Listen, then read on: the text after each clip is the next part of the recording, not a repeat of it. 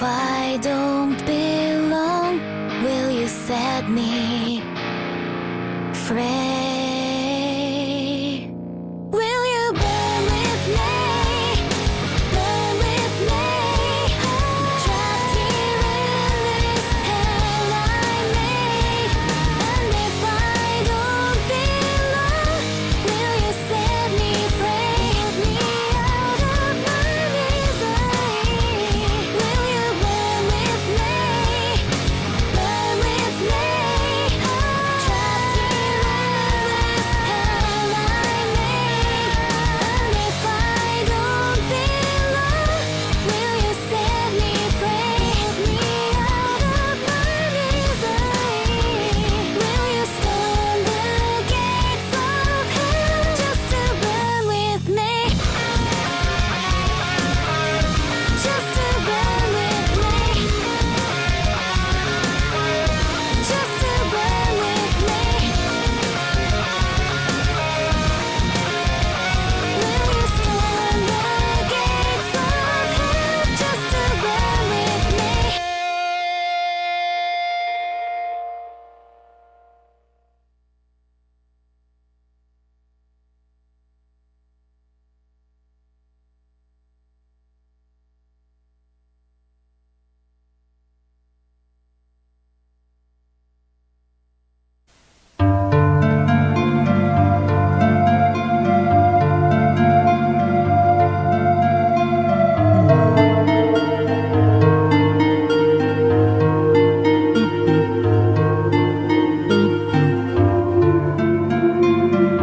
Ooh, ooh, ooh, ooh. Am I coming through? Am I coming through? Yes. Yes. Yes.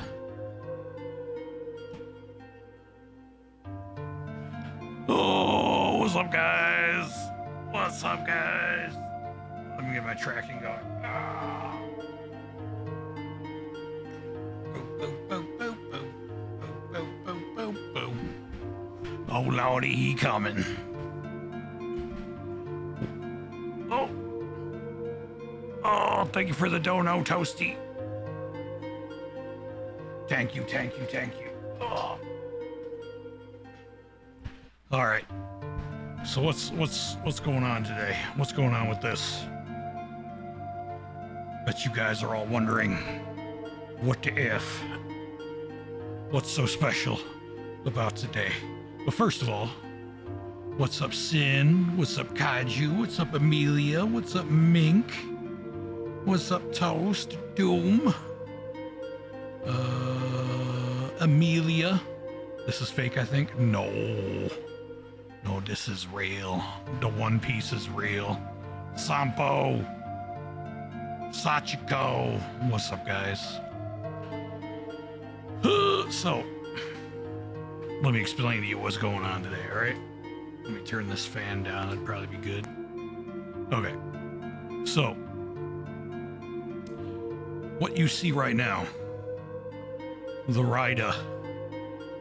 This is my Oni form. This is something that I originally got in order to stream.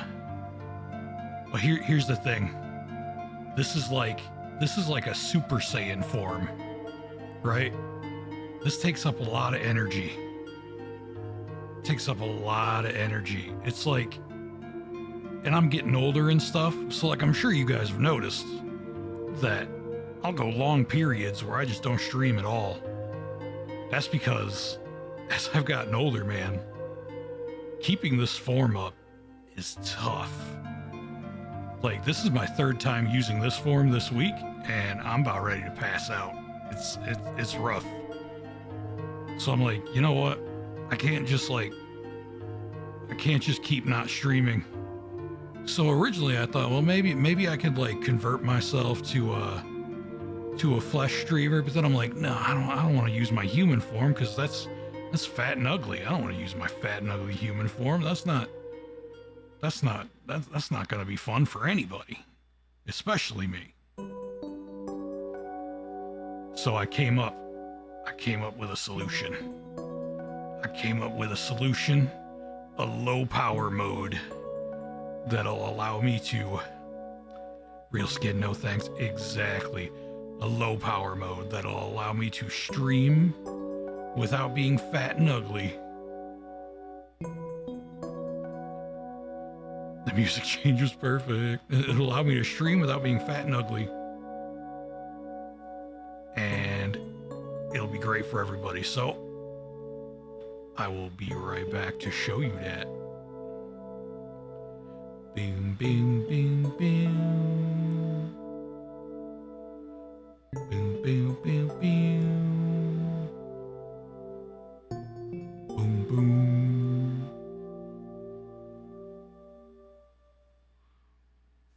Boom, boom, boom, boom. Boom, boom, boom, boom. Boom, boom, boom, boom. Boom, boom, boom, boom. Boom, boom. Boom, boom, boom. Boom, boom. Boom.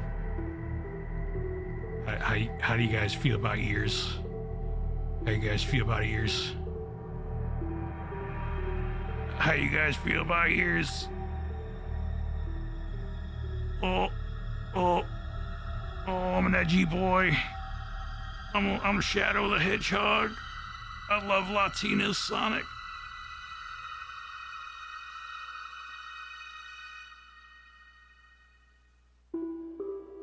Little eyebrows.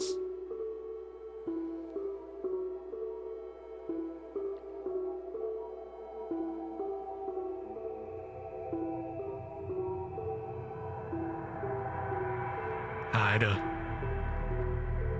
I'm Flyda.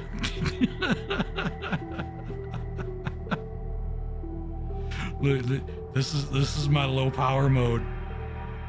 This is my low power mode.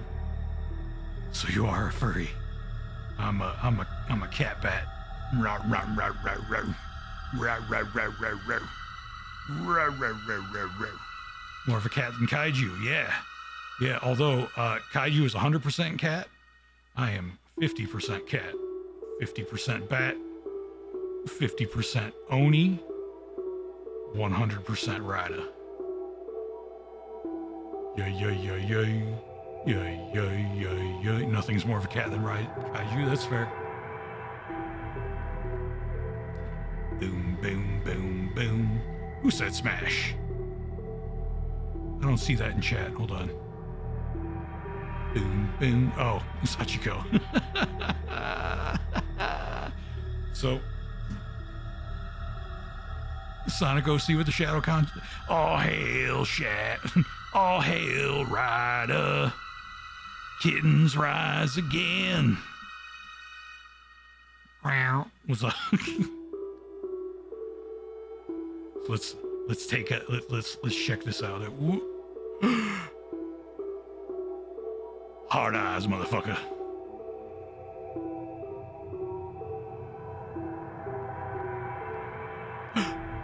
Surprise, motherfucker.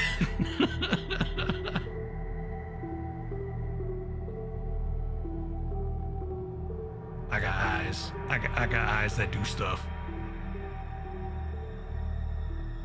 I got teary eye too, but they don't look too much like tears with my base eyes.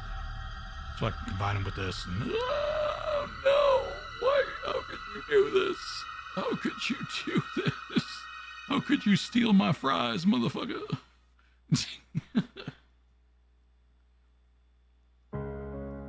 So okay. So this is great and everything, you know, cute little cat bat. But you know, and I feel better already, you know, because like I'm not exerting Super Saiyan energy after an 8-hour shift, you know. So, but there is a downside. I don't have thumbs. I don't have thumbs in this form. I can't play video games or like set up computer stuff and watch videos if I don't have thumbs.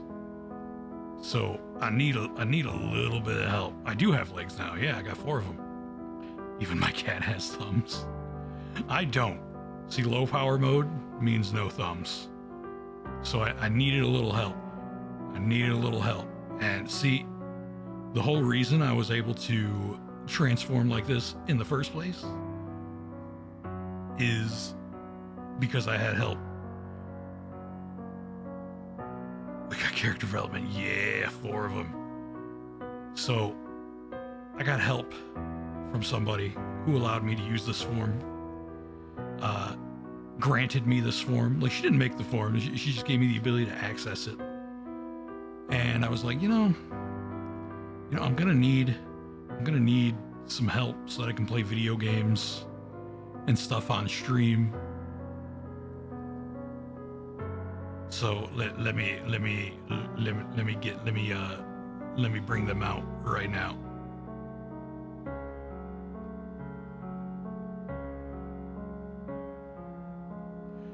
Boom boom boom boom boom boom boom boom boom. Bing boom boom bing boom boom bing boom boom bing bing boom boom bing boom boom bing boom boom boom boom. Bing boom boom bing boom boom bing boom boom bing.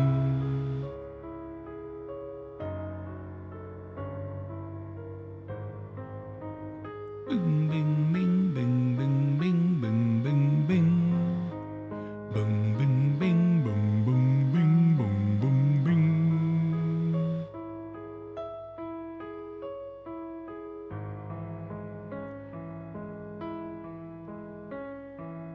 Boom boom boom boom boom boom bing boom boom bing boom boom bing. Oh, she's a little shy. She's a little shy. It's okay. It's okay. You could come out. You could come out. There's only 8 people here. There's only 8 people. It's okay. It's okay. They like anime chicks.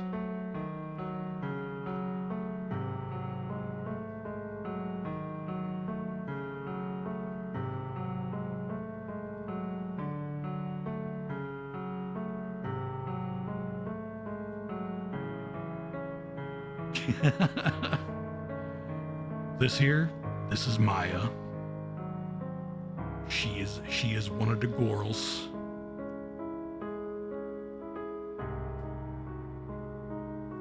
So she will be here to be eye candy and also to provide the thumbs to play video games and all that good stuff. Yeah, she doesn't speak much. She's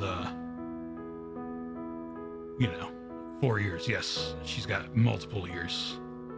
I got 4 eggs. 4 eggs. I got 4 legs. She got 4 ears. That's just how it goes. So yes, she's going to be joining me on stream. Am I gonna chill on her shoulder? Not quite. She probably should have a tail, but the model was not able to give her the appropriate tail. just pretend she does. Let's get things lined up here.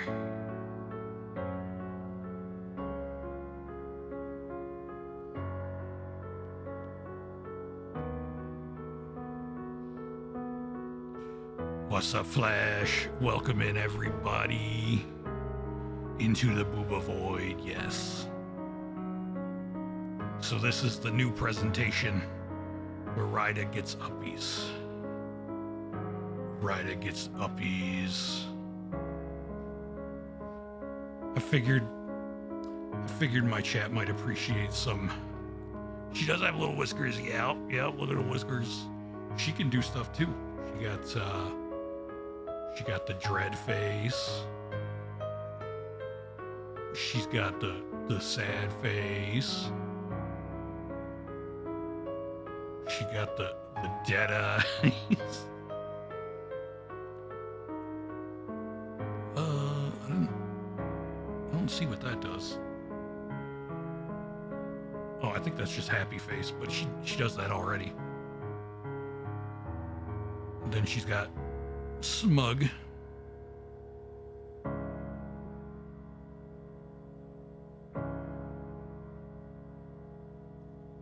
she gonna be heckin' concerned. Yeah, she's a nice lady.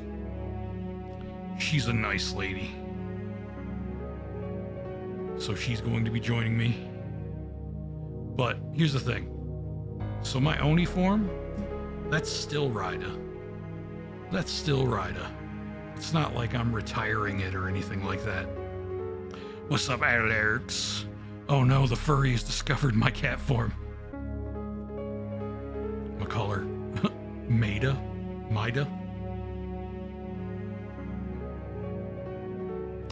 So, if I can speak out of character here a little bit.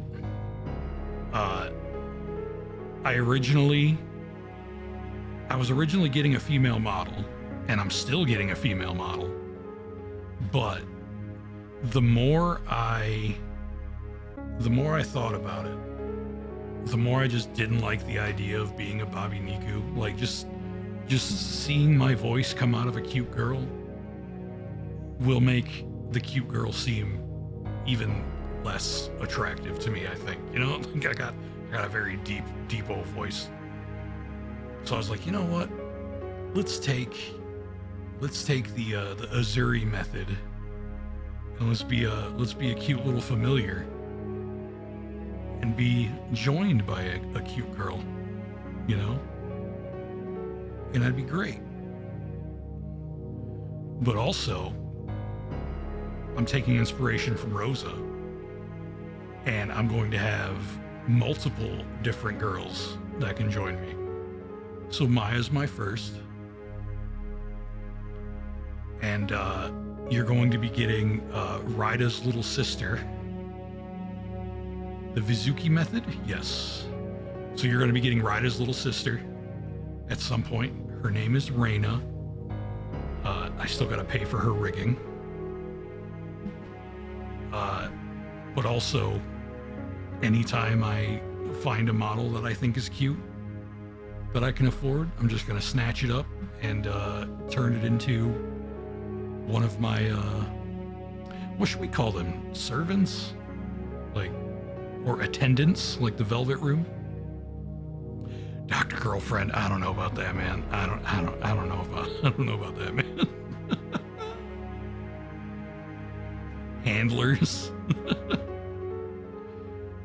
Boom ba doom ba doom ba doom ba doom.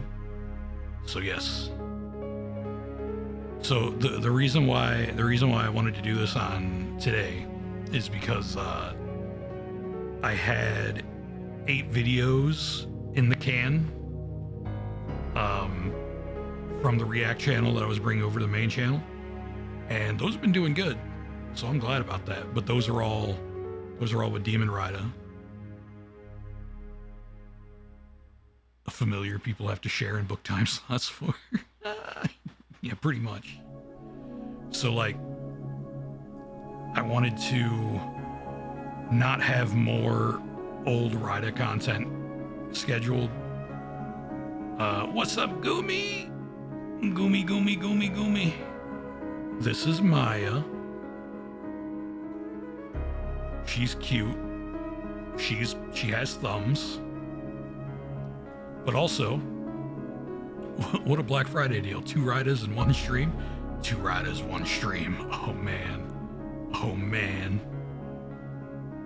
I also really like how cute. Oh yeah. I should probably tell you who the artists are here. So the new Rida model was done by Beano Beans on Etsy, and I modified it to look like basically if Shadow the Hedgehog was a cat. And then Maya here was done by Mikuti on Etsy, and then I modified her to create Maya, my cat girl princess, who gave me the power of cat.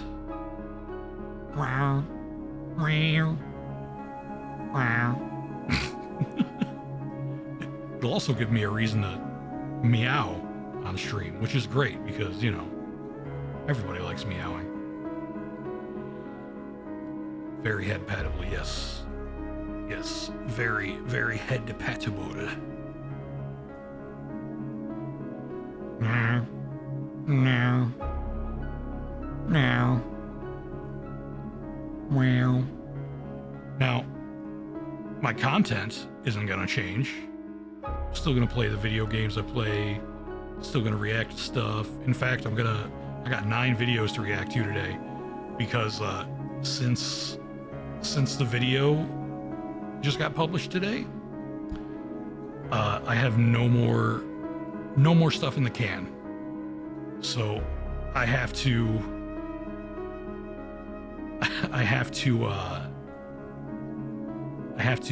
make all of my weekly videos this stream. So it would have been better if there was if like Thanksgiving wasn't yesterday, then I could have did it yesterday. But since Thanksgiving was yesterday, it was a little, so now I'm kind of scrunching for time here. But I appreciate you all coming to see what the fuss was about. And hopefully you like Maya and the new setup here. But like I said, the old Rida is always going to be Rida. So don't think that you can't make fan art or anything of old Rida. Yeah. How was everyone's Thanksgiving? You guys have a good Thanksgiving? You guys have a good Thanksgiving? Thanksgiving. Fan art of new waifu. Yes, that is what I am looking forward to the most. Like, even if it's just fan art of like Cat Rida curled up on Maya's lap getting pets, like that's fan art that I appreciate. It's like you, Kaiju, just more options. You ate a whole bag of chips? That's based. You got paid today though, right, Mink? So you better be having a Thanksgiving feast today. Ate a lot of food and saw family. Much good Thanksgiving. Excellent. Excellent. Muy excelente. Which is French for cool. I invented the human language. What if Tiny Maya curled up nuzzling into a sleepy rabbit? Yeah. Got paid 20 hours from not going to work. Based. We spent the day on deciding how to spend my pay. Yeah, after this stream, which could go on a while. I don't know how long it's going to take. But after this stream, like, I'm already looking forward to getting some DoorDash and eating the poop out of some foodsies. But yeah, it's nice to finally have... Also, I don't know if you guys noticed, like, nobody pointed it out yet, but notice how the very first waifu that I represent on stream has bare shoulders. I mean, come on now. I needed that. I needed it. Cyber Monday, and a choker, yeah. Rada needs very much. PNGs of both of us? Okay.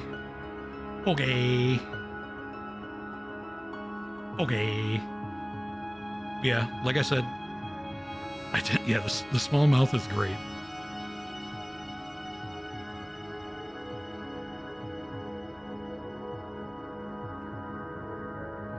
Might not have money, but I got points. Yes. Excellent. Use those points to create dark magic. It's my favorite kind of magic.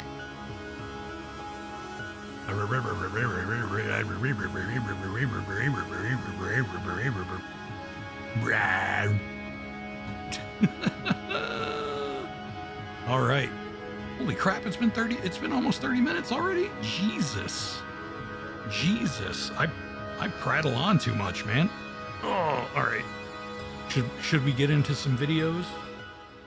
How do we like the idea of getting into some videos? Don't know if I'll be in the whole stream. That's okay, Alex. I figured the audience would probably drop off a little bit once we started reactions, but I wanted to make this a little bit special, you know?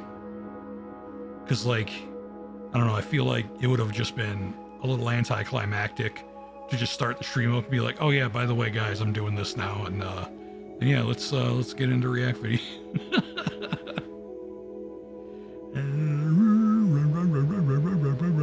But I appreciate the guys who showed up and the girls that showed up to hang out with us during the presentation. And for anybody that sticks around for the reaction.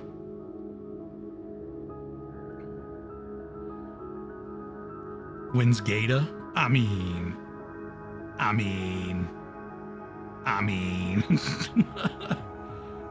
Aren't you an artist, Amelia? You could draw that. Also, Sin, I'm sure you still have it somewhere.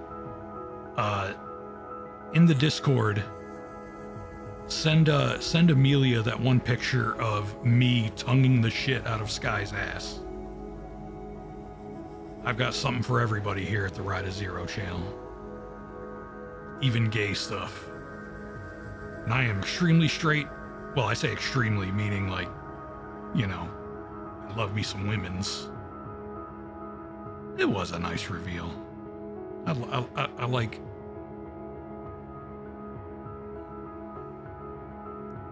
I love that keeps getting mentioned. It's very memorable, man. It's very memorable. All right, let's get into stuff. Let's go to my watch later where I have all this stuff, and then boop. There we are. There we are. All right, let's see. I got 3 Fleek videos because his videos are really short, and I tend to not be able to keep up and actually like say much during those. So chances are those will all be really really short videos for me. But yeah, I got some fun stuff today. Let's oh, I got C Shift. I like watching C Shift. This will be his first time on my channel. But I also got Pippa because I always got Pippa. I gotta remember to start recording. I haven't done this in a while, so okay. All right, it's time for YouTube stuff. It's time for Pippa. Pippa's feet. Are those her actual feet? Are those her actual feet in the thumbnail? Let's find out. 5, 4, 3,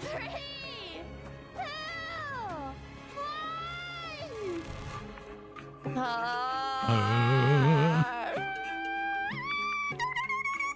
Foot ice bath. Oh no.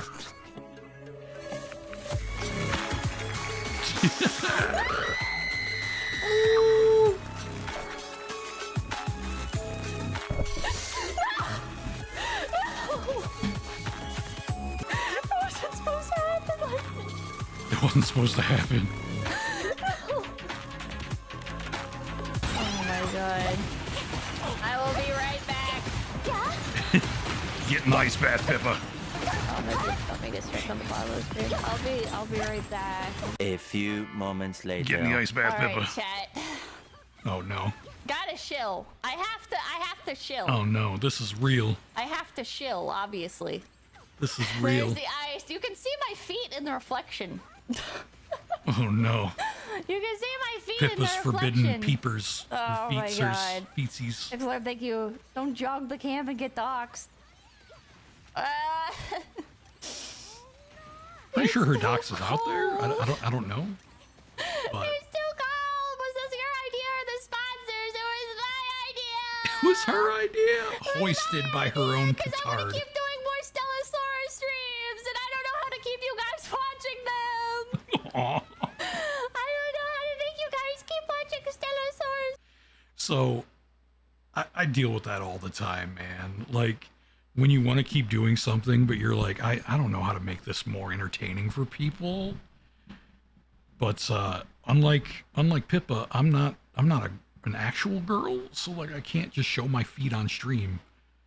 Like, as far as I know, not even like the most Fujo of fangirls like man feet, you know? Maybe hands? I know girls like hands. Streams. There's not even water in there. It's just pure ice. Oh, I don't know if Jesus. that makes it better or worse. Nathan Summers, thank you. I won't forget your And model sacrifice. ride Downloading arc. the game for your link. Oh, thanks. Okay, well, I'm gonna put my feet in this now. Oh no. Pippa, please.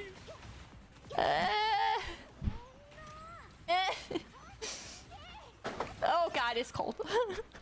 I might be loyal, but man, feet is where I draw the line.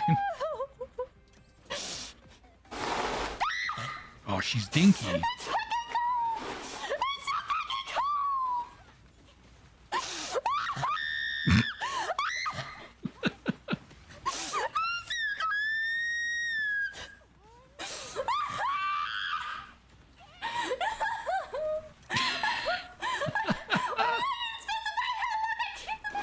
It's so fucking cold. It's so fucking. Oh my God. Aw. Oh my God. It's so fucking cold. Jen, my feet are red. Yep, I see them. Feet are fucking red. Look at them tiny feet. Yeah, I'm not a feet fan either, but it's kind of weird because cherry red, because being a VTuber and being in like the sphere of VTubing has made it so that seeing a VTuber's real feet is like feels like a forbidden like thing. So like even though I don't like feet, whenever I see like a VTuber post their feet, like I click on it and I'm like, I have to analyze this. I have to keep all of this in mind. I must analyze their feet to see if I can get a good appropriate image of what this person looked like.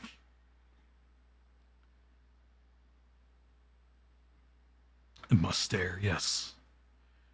Lord,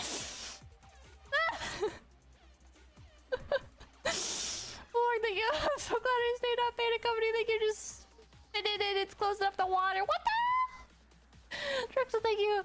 I knew it was the picture with the gun. Again! One time I saw an old photo of Woo with his feet out, but it's been long since deleted due to his face being in it.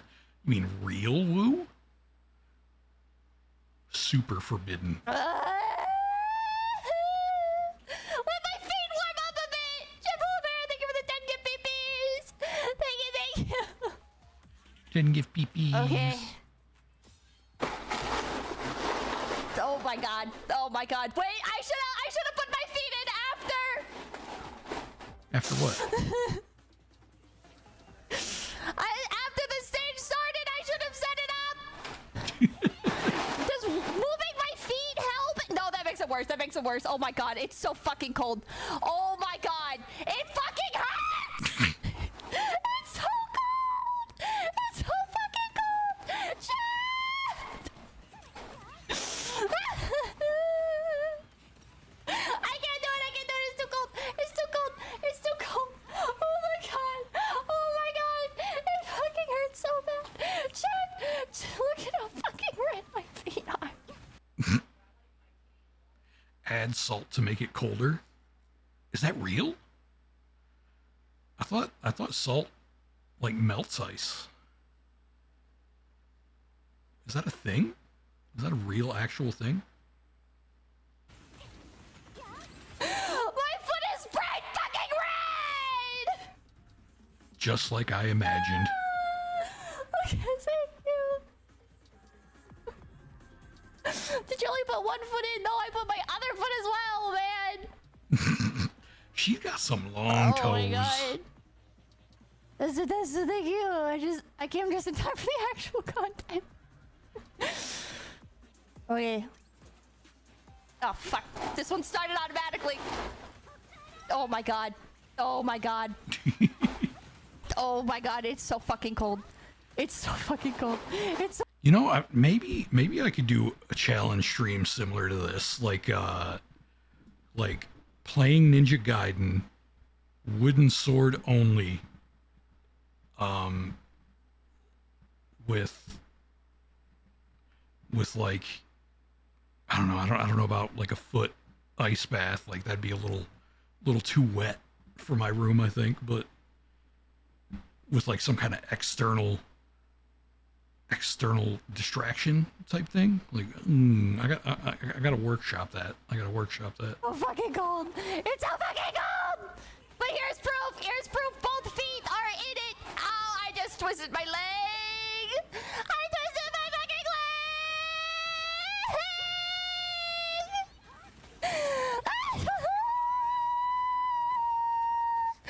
Please, please, please, please, please, please. Less than halfway. Less than halfway. Little bit less than halfway. Oh my God. It's so fucking cold. It's so fucking cold. It's so fucking cold. It's so fucking cold. It's so fucking cold. It's so fucking cold. Wait, if my soles aren't in, it's not, or not the soles, if like the tips of my toes aren't in, it's not as bad. Look at the length. Look how long her toes are. Jeez. I feel like she probably should have been a monkey VTuber instead of a rabbit VTuber. Like, look at them toes. She looks like she can ride a toe man zero. I don't like toes. It's just it's something that's very easy to notice. I'm also not shaming her for her toes either. I think her big toesies are very, very nice.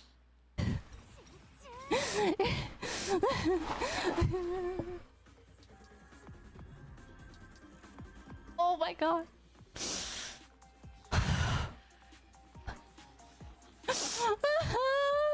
First react stream of new Rida. Feet. And this is what I got.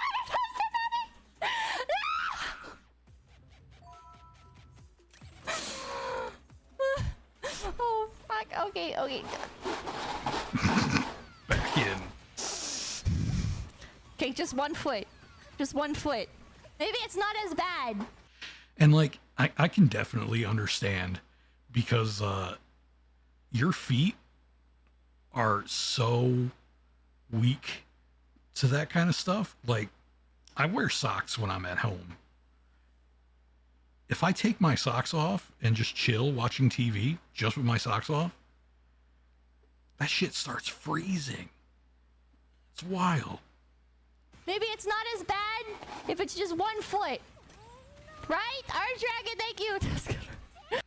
Bring back the long demon tongue curling and lapping between the elongated freak toes of Pippa. Yes. Actually, I would be honored to be in a piece of fan art where I'm just licking the shit out of Pippa's toes. I would be honored. It would be an honor. Shut the fuck up. Wait, it's not as bad. It's not as bad if it's just 1 foot. If it's just 1 foot, it's not as bad. Ignore, thank you. Remember to use a link. And use the code message. Many first taking the stream is amazing. Absolute cinema. Twitch raid. Wait, who raided on Twitch? Who raided on Twitch? Who dares?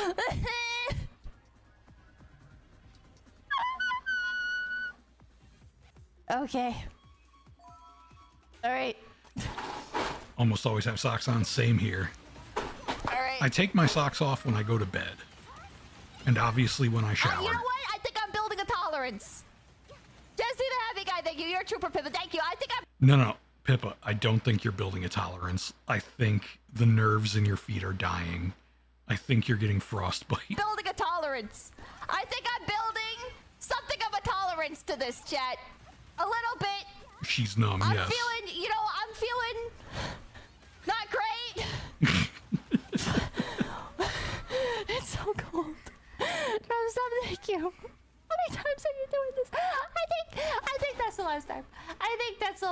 I think I'm good. I think I'm good. My foot is fucking cold. Both of my feet are bright fucking red. Evenly red on both fucking sides now. I think I'm done. I think I'm good, chat. I think I'm good. Warm the grippas up. Tomato red, yes. Yeah, exactly, thank you. That will get done one harder time in the ice realm and the acceleration. Shut the fuck up! Bill from Atlanta, thank you. Shut the fuck up. Okay, I'm gonna wave goodbye. Oh wait, With you your can't see on feet. our fucking goodbye. Ow, Oh, that God. dark twisting my leg like that. Okay, goodbye. Hand cam, foot cam. Okay. Mwah! Mwah! Okay, get out of here. Get out of here. Okay, bye-bye. Oh, that's fantastic. That's fantastic. Whew. Great first video. Great first video. Oh shoot, I forgot to delete all these videos from my last DOA video. Oh, let me do that real quick. This won't take long.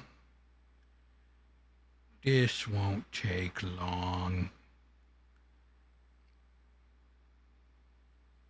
A boodly boot, a boodly boot, scoodly deedly deedly deedly boop boop boop boop. So yeah, for anybody wondering, Maya does have a tail in canon. I just didn't have I couldn't find a good tail in the model to give to her. All right. I will name this one Pippa Feet. All right. First blood has been struck. This is now canon. Exactly. All right, let's delete this.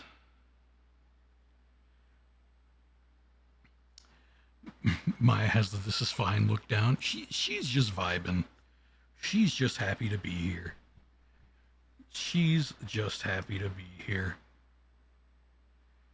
Right, Maya? She's just happy to be here.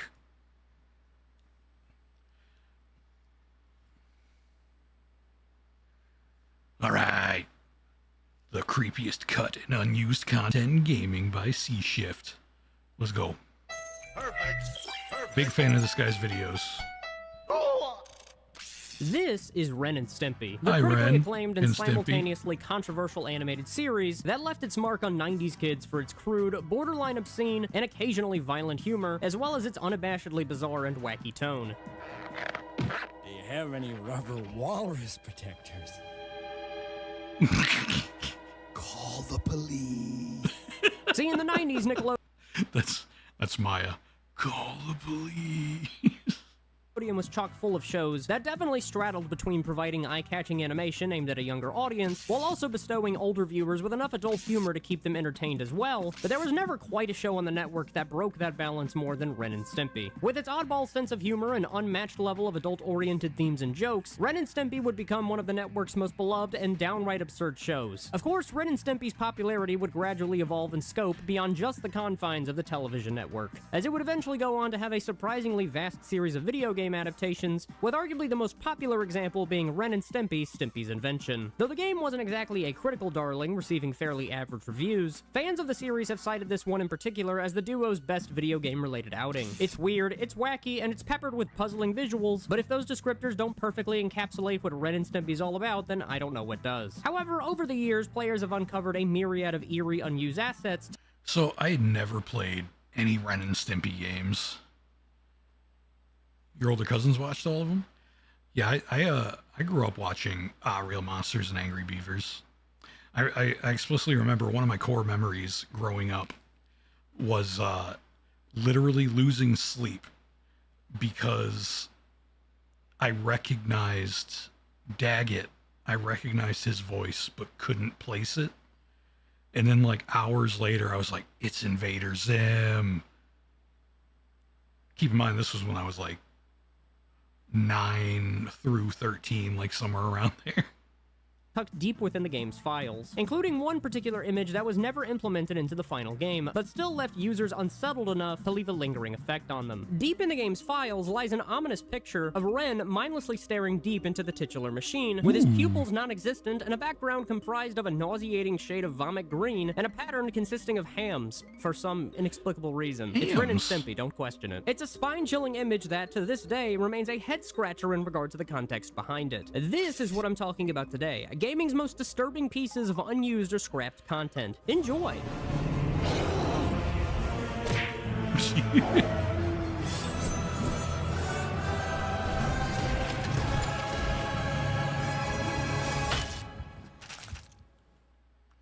Let's go. Let's go, let's go, let's go. Silence of the Squirrel? Whenever you think of Nintendo in a more contemporary context, what do you normally think of? You might generally think of the company's more family-oriented franchises and squeaky clean image. Well, the latter was somewhat true until the last couple of years, when the company's more litigious side was put on full display on account of their frivolous lawsuits. To all my Italian viewers watching, if you're named Mario and your favorite fruit happens to be a peach, I'd maybe skip the vacation to Japan. You might become a political prisoner in Nintendo's HQ, and be forced to play Animal Crossing Amiibo Festival till the day you fucking die. But back in the 90s and the 2000s, Is that really so bad, though? Nintendo, while still maintaining a child-friendly image, wasn't afraid to take gambles on some of their exclusive titles. I mean, the Wii, for example, was home to a multitude of adult-centric titles that utilized the capabilities of the motion I heard that game, what was it called? Mad World, I think? I heard it was really good. But since it was only on the Wii, I never got it. controls, such as Mad World, the criminally underrated and barbarically stylish hack-and-slash title that was a console exclusive to the Wii. And then there's No More Heroes, one of my all-time favorites, with a mechanic that requires you to recharge your... That was a clean brain buster. Let me see that again. World, the criminally underrated and barbarically stylish hack-and-slash title that was a console exclusive to the Wii. And then there's No More Heroes, one of my all-time favorites, with a mechanic... So, okay. So the difference between a suplex and a brainbuster is that a suplex, the opponent lands flat on their back. A brainbuster, the opponent lands on the back of their head, the top of their shoulders. That requires you to recharge your weapon by performing a motion that I, on a personal level, am more than familiar with. Roll the footage. Okay, for the record, I was referring to unclogging my toilet. But perhaps one of Nintendo's biggest gambles came in the form of the cult classic Conker's Bad Fur Day. Conker's Bad Fur Day was easily one of Rare's most unique and wildly creative titles during their Renaissance era, when they were developing big-ticket console exclusives for the Super Nintendo and Nintendo 64, respectively. What originally began life as another innocuous collectathon 3D platformer would eventually evolve into an obscenely vulgar and cartoonishly violent adventure hidden behind a veneer of innocence. Oh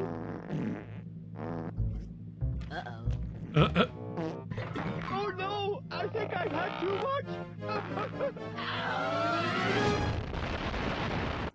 Think of it as the Happy Tree Friends of its era, but with notable additions, such as extensive pissing, a flower with massive dreams and ambitions, and a giant sentient piece of shit, and no, I'm not talking about Ganondorf and Brawl. However, despite its abundance of profanity-fueled dialogue, excessive violence, and sexual innuendos, not even Nintendo's mostly laissez-faire approach to the development of the game would allow for every idea to slip through the cracks. Case in point, the squirrel vivisection. See, towards the latter half of the game, Conker finds himself in the midst of a grueling war very reminiscent of Steven Spielberg's Saving Private Ryan, more specifically the D-Day segment. It's morbidly hilarious, packed to the brim with over-the-top violence, and leaves me slack-jawed as I remember that this is the same development studio that gave us the fucking DK rap, but I digress. It's a fantastic and climactic section of the game that many fans recall as a major highlight. However, the devs wanted to push things just a smidgen further. Just to bestow the player with a little provocative imagery. Deep within the game's data is a cutscene that was originally intended to appear in this segment in some capacity, but was ultimately cut before the final release. In it, we see two teddy bear surgeons performing a live dissection, or perhaps the more medically appropriate term for all of my doctors in the audience.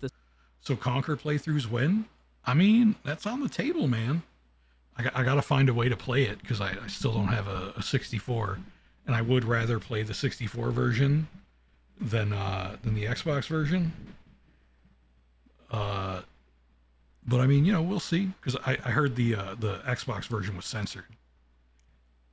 This one's for you, Charles. A vivisection on a squirrel soldier. It's already a relatively dark concept at face value, but you would think that the developers would find a way to make this a grim yet humorous situation with that trademarked Rare style of humor, but no, they went in the complete opposite end of the spectrum. They decided to fucking drown this scene in a thick, sludgy layer of tension and stomach-churning horror because the two bear surgeons decided that fiddling with a half-conscious squirrel's internal organs was mere child's play compared to their next pro-gamer move.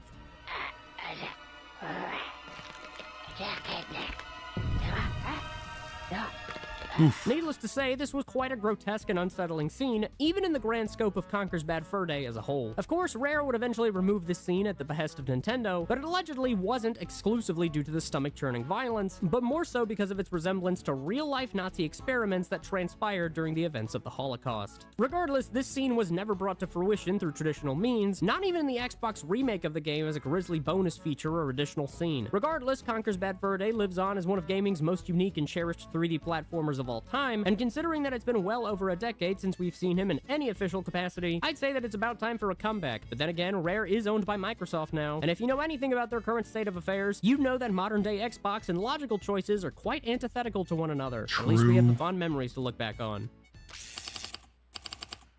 The Cuddly Killers. Okay, so let's talk about a network Just like my ex. that helped define the 90s and 2000s. I'm of course talking about Nickelodeon.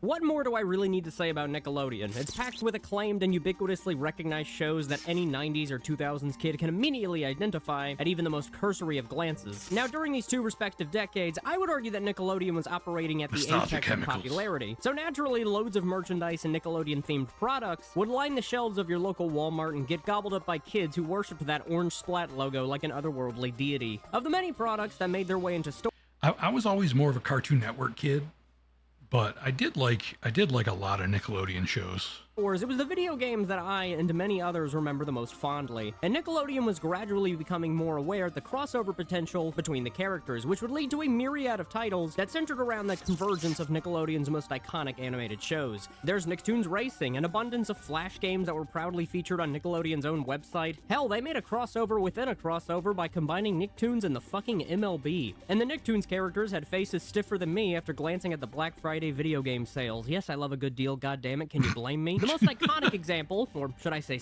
Stiffer than me when I play Dead or Alive. series of examples that predated Nickelodeon All-Star Brawl 1 and 2 would come in the form of the Nicktoons Unite series, consisting of 4 games that retained a largely homogeneous action-adventure/platformer gameplay loop to one another. For a little 7-year-old me, this shit was more hype-inducing than the Super Bowl. Everyone in 2008 was drooling over the trailers for Grand Theft Auto 4, and there I was with my PlayStation 2 controller firmly gripped in my hand, bouncing around the walls of my room with pure, unbridled, prepubescent joy when I heard they were making Glops of Doom.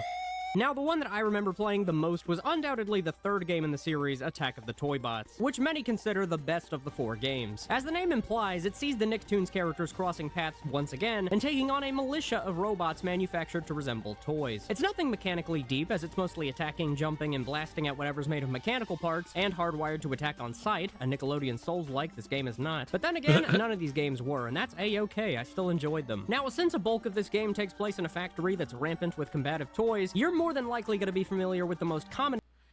Remember when Toonami merged with Cartoon Network to form Cartoon Network 2? Toonami merged? That's interesting. Like, Toonami was always on Cartoon Network, though.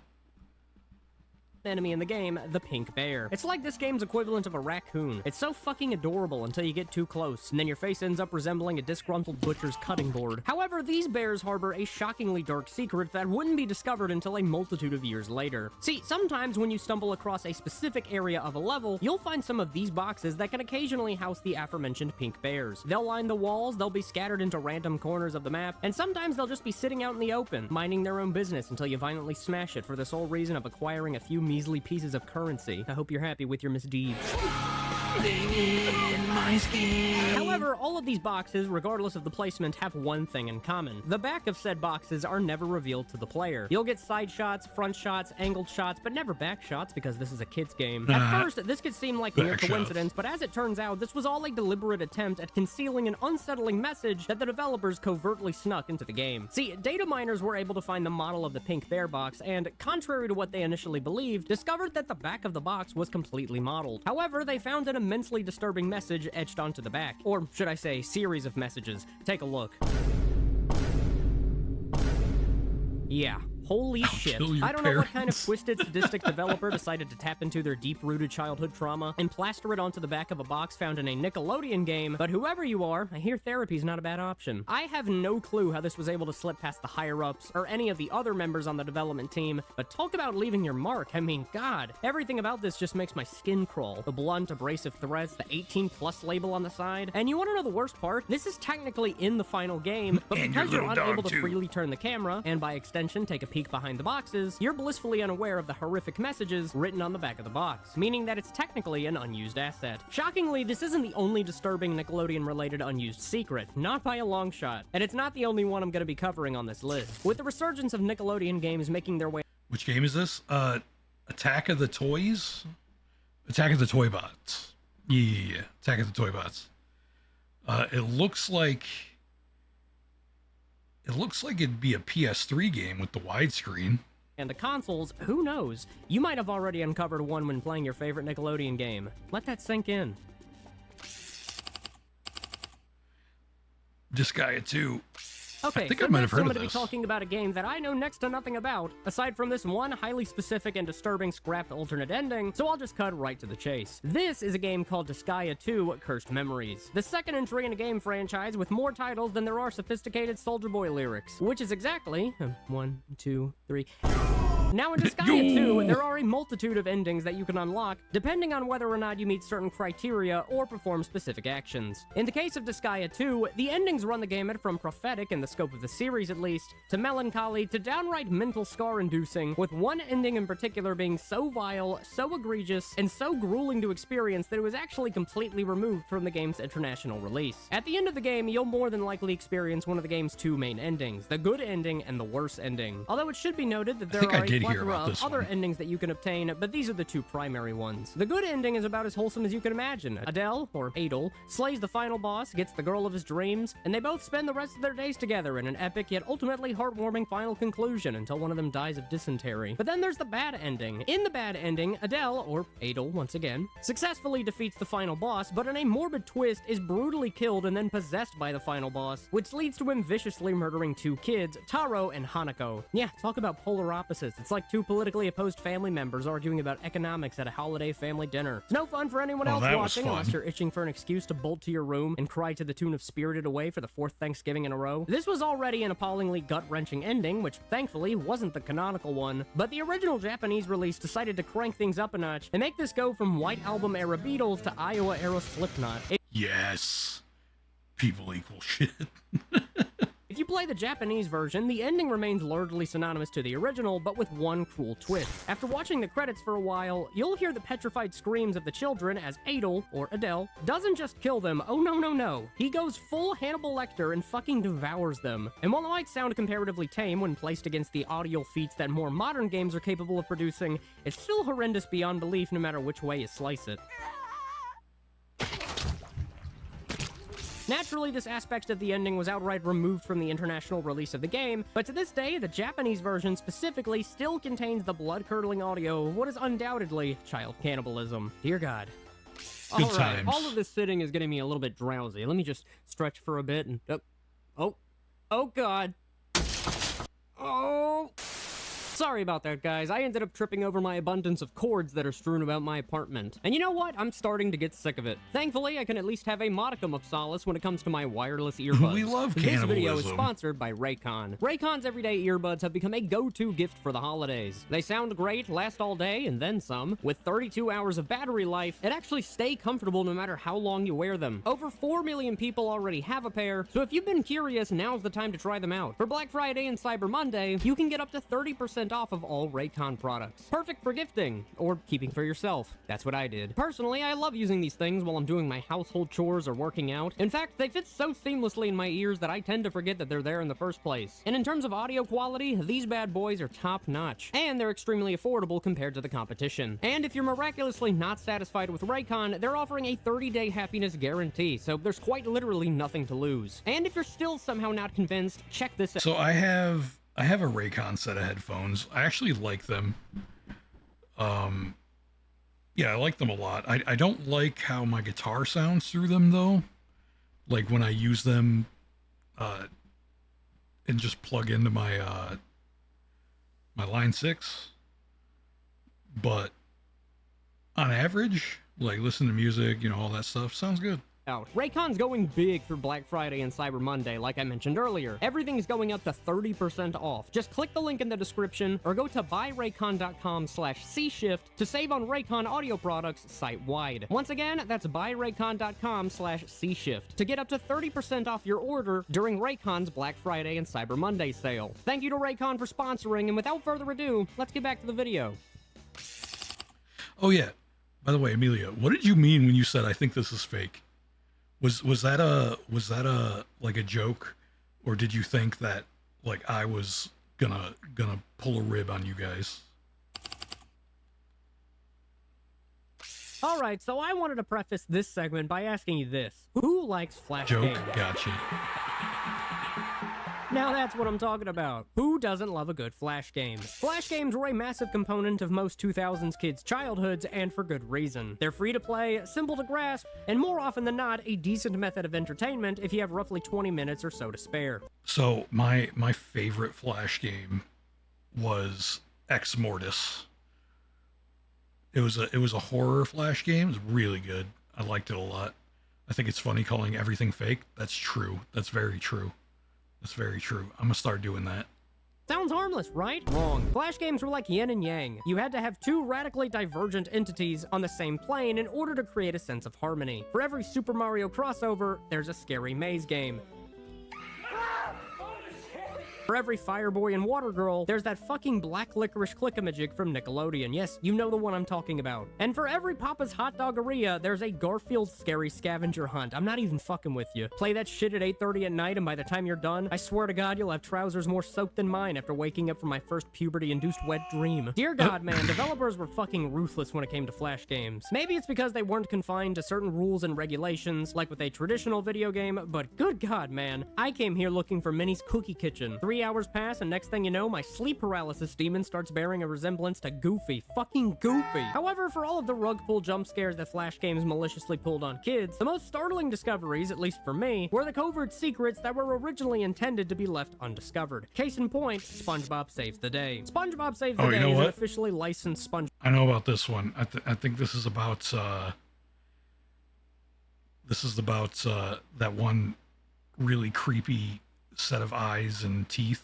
Flash game that feels like somewhat of an homage to the PC-exclusive point-and-click adventure SpongeBob titles released during the early to mid-2000s. It's a fairly stock-standard point-and-click title that can be absolutely steamrolled through in less than 30 minutes, and to be honest, that would have been the entirety of the game's legacy, or in this case, lack thereof. However, players would eventually discover two unused assets that would effectively breathe new life into this previously unremarkable title. Firstly, after scouring through the game's files, players had discovered that an unused image of Sandy's mangled and tattered sea suit would have been used in the final game in some capacity, but was scrapped. In fact, with a little bit of coding knowledge, it's entirely possible to integrate it back into the game, complete with dialogue and a description of its use case. Originally, it was supposed to be utilized in a puzzle where SpongeBob needs to seek out a water helmet, with this particular image indicating that he would need to look somewhere else. As to why it was seemingly cut at the 11th hour, nobody knows. But for me, I'd argue that it's because its existence had some pretty sinister and downright grim implications tied to it, although it could have been purely unintentional. This thing looks more akin to a fucking crime scene than a torn-up suit. And if you told me that this image stemmed from a tranquil lawn mowing session gone awry, I wouldn't blame you in the slightest. Flying squirrel coming through! What's even more peculiar about this scene is that there's also an unused model of Sandy attending SpongeBob's party, with one massive distinction, that being her lack of a helmet. Obviously, this would be a bit of a logical blunder, as she's an anthropomorphic squirrel that cannot breathe underwater, but I digress. Maybe those teddy bear surgeons from earlier were modifying her lungs a bit and tossed in some gills, because she had decent health insurance, I don't fucking know. However, this discovery is comparatively tame compared to the other, much more infamous finding buried within the game's files, and I'm of course alluding to Yummer. Roughly a year Yummer. after the game's initial release, data miners uncovered a sprite sheet with a grotesque image of what I can only describe as a revolting abomination that looks like the bastard child of Gollum, Jeff the Killer, and Voldemort. His hands in particular were Makoto's Japanese VA voices Sandy? Makoto from Blaze Blue? Because if so, that's perfect. angled in a way to make it appear like he was peeking out from behind an object, which makes it look like his final pose before That's subsequently perfect. getting arrested for indecent exposure. When coding it back into the game, you can see that Yummer was initially planned to be located in the Krusty Krab, more specifically behind this wooden pillar. This was a truly horrifying yet simultaneously intriguing discovery for what was ostensibly nothing more than a harmless flash game for kids, but it made people wonder, who exactly was Yummer? For a while, fans had conjured up a litany of theories behind Yummer's harrowing yet peculiar existence. Some had theorized that he had a cryptic association with socks, which stemmed from his placement next to a handful of unused images of socks on the sprite chart. There was even a user who went so far as to fabricate a full-fledged creepypasta about Yummer, detailing a slew of disturbing Yummers. in-game events which culminated in Nom him nom coming nom nom face nom to nom. face with the horrid creature in real life. It was a pseudo-viral sensation that absolutely took the gaming-centric side of the internet by storm, which led to curious players going so far as to email the developers of the game to satiate their own morbid curiosity. After a while, one of the developers eventually responded, and thankfully, the backstory behind Yummer's perplexing existence was actually far more humorous and lighthearted than you can ever imagine. See, it was revealed that Yummer was actually an in-house joke manufactured by the developers nearly a decade prior to the game's official 2019 release. Oh, and as a neat little bonus, the developers confirmed that he was actually named Yum instead of Yummer, but that's not going to stop me from referring him to his God-given name found on his digital birth certificate. As to why he was Digital found within birth the sprite certificate. sheet of a SpongeBob Flash game, well, the developer explained that Yummer was actually a common placeholder item that he and his colleagues used when developing games. Originally, the team was going to implement instances in which the likes of Mr. Krabs and Mrs. Puff would peek from behind corners and wooden pillars, and they would utilize Yummer as a stand-in before ultimately axing the idea while neglecting to remove Yummer from the sprite sheet, hence the result you see here. Despite this innocuous explanation the that Yummer. essentially deflated the notion that Yummers was intended to be this unholy monstrosity tucked away as a grim Easter egg, Yummer had effectively evolved into somewhat of a legend in the niche Flash game and Nickelodeon game community. Hell, he was even referred to verbatim in a cheeky remark by a developer that worked on Nickelodeon All-Star Brawl, and stated that he was going to work on implementing Yummer into the game. Who knew that something so petrifying would have such a wholesome backstory? Ensemble of terror. Alright, look, you're watching a C-Shift video, so you knew damn well that there was probably going to be an obligatory Rockstar Games segment tossed in there somewhere. Rockstar Games is a company with games that are chock full of unused or completely scrapped content, some of which would end up getting them in hot water, or should I say hot coffee. The aforementioned scrapped or unused content tends to vary in scale. You have content as trivial as a few throwaway lines or an alternate texture for a weapon, and some that are as mind-boggling as an entirely explorable Mexico in Red Dead Redemption 2 before it was cut. And then there's Bully, packed to the brim with cut content so unabashedly disturbing that you'd be hard-pressed to believe that they were supposed to be in one of Rockstar's few T-rated entries. Get them off me! They're everywhere! Ah! That burns, doesn't it? I'll take the lobotomy, thank you. However, the Rockstar game that I wanted to talk about is one that already lives in infamy as one of gaming's most controversial titles. I'm of course referring to Manhunt. Fuck, I can't find the bastard. Phantom Mexico. Manhunt is Rockstar's closest equivalent to a full-fledged horror game, with a dark, brooding atmosphere, extremely tense stealth action gameplay, and my personal favorite, a mentally deranged lunatic, with a motorized tool as a makeshift murder weapon, as if the severed head of a pig used as a mask wasn't enough for me to recognize that I made the right choice by wearing brown underwear. Throughout Manhunt, you'll find yourself tossed in the midst of utter turmoil, as you're forced to pick off enemies in obscenely gruesome fashion, all for the depraved satisfaction of a snuff film director. Thankfully, most of the guards exhibit just as much virtue as the aforementioned director, with such choice selections as skinheads, hyperviolent militants, and Roblox moderators. I'll give you 3 guesses as to what that means. And no, I don't think you're a bad dude. Oh no. However, Manhunt had the potential of being even more gratuitously disturbing due to a handful of ideas that were either cut from the game or didn't make it past the conceptual phase in the first place. First and foremost, we have the Camheads, a bland group that was comparatively off-kilter and unorthodox when juxtaposed against the game's more gritty and realistic tone. These guys were initially a quartet of individuals with heads that were casually swapped out in favor of cameras. Though I feel like, wasn't Camheads like a creepypasta at some point?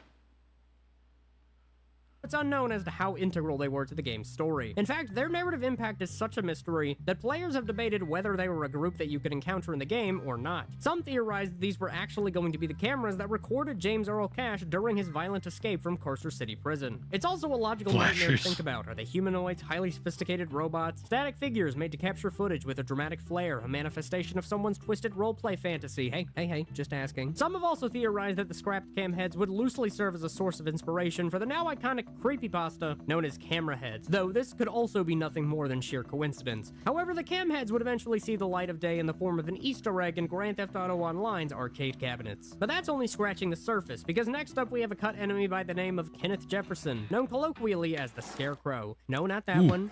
No, not that one either. Are you fucking kidding me? This is Scarecrow, a cut character from the game that's kinda like Scarecrow from Batman, except instead of fear toxin, he has an elaborate costume that allows him to embody the inner sadistic theater kid he always wanted to be. How wholesome. Now go read me a monologue from Hamlet while I throw tomatoes at you, you fucking jester. Originally, the Scarecrow was supposed to be a boss character that you would encounter at some point, but was, of course, removed for unknown reasons. In terms of his lore... Drug slut?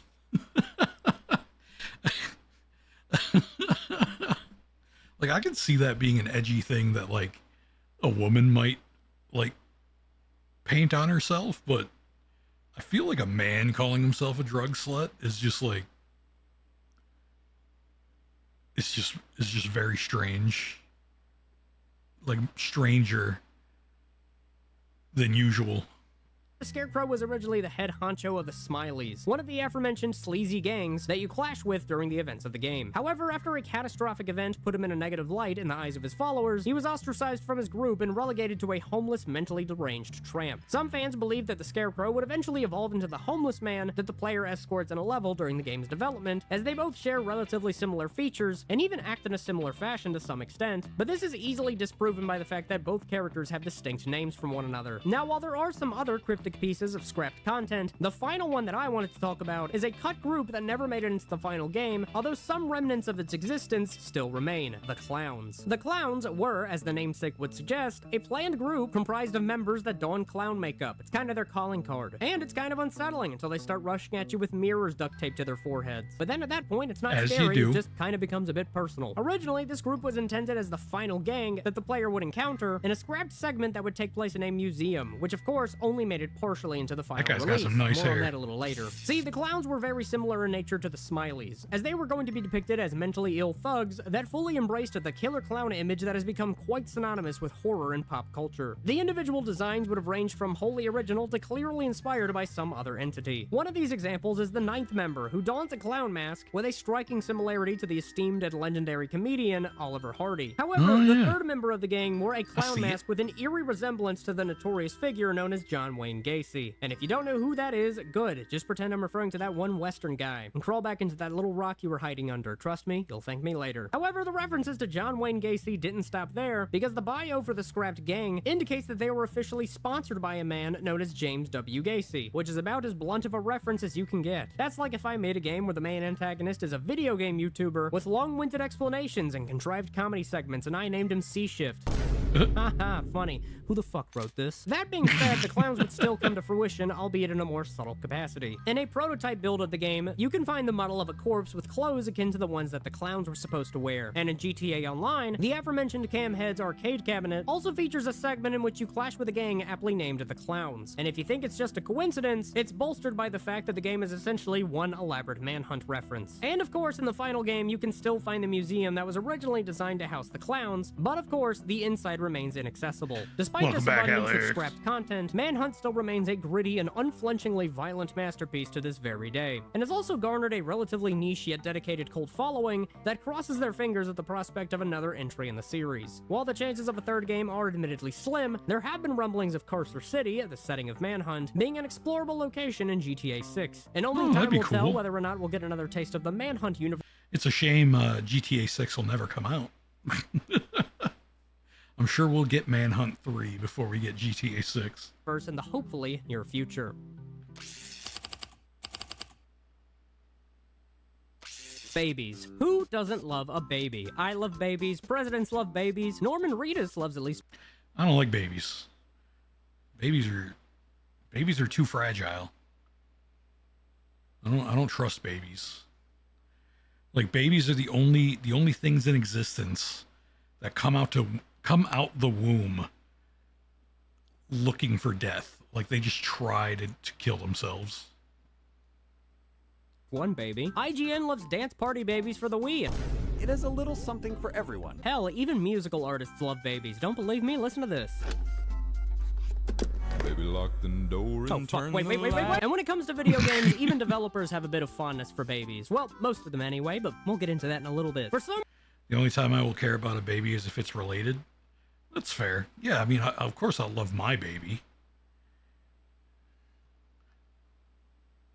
They somehow figured out what life is and try to swap servers, as God intended. a truly inexplicable reason, however, babies seem to have been used in some of the most unsettling, shock-inducing ways in the I know contemporary this one. gaming landscape. Don't know what I'm talking about? Check this out. Remember the deformed, behemoth-sized fetus in Resident Evil 8? How about the wailing, blood-drenched baby in The Sink and PT? Hell, not even games that aren't rooted in horror weren't safe from this. Remember how I mentioned that in Red Dead Redemption 2 there was an entire sequestered section of the map that was ultimately scrapped before launch? Well, that's not the only canned concept, because an early draft suggested that the opening of the game would have seen Arthur's newborn child dying of frostbite. Yeah, puts a whole new meaning to "you're alright, boy," Fetus doesn't it? of But those God. aforementioned grim depictions of babies pale in comparison to what is fetus. genuinely one of the most unnerving and blood-curdling pieces of scrapped content that I have ever had the displeasure of laying my eyes and ears upon. And wouldn't you know it, it comes from the Dark Souls series. Dark Souls is a series renowned for its grueling and unrelenting combat, but more astute fans of the series have praised the games for their very unorthodox methods of storytelling. Most times you're given a sword, a shield, and a handful of stat points to allocate to your character before getting chucked out of the metaphorical nest and being told how to use your wings. And trust me, it's not just confined to the gameplay. You'll be bestowed with very subtle and cryptic bits of information about characters before gathering your newfound knowledge and reaching a mental epiphany before recontextualizing everything you knew about that one boss you faced 20 minutes ago. Like, remember Sif? What a fucking awesome boss fight. But then I read the lore, and now every time I face him in subsequent playthroughs, it's like I'm watching the opening to Up all over again.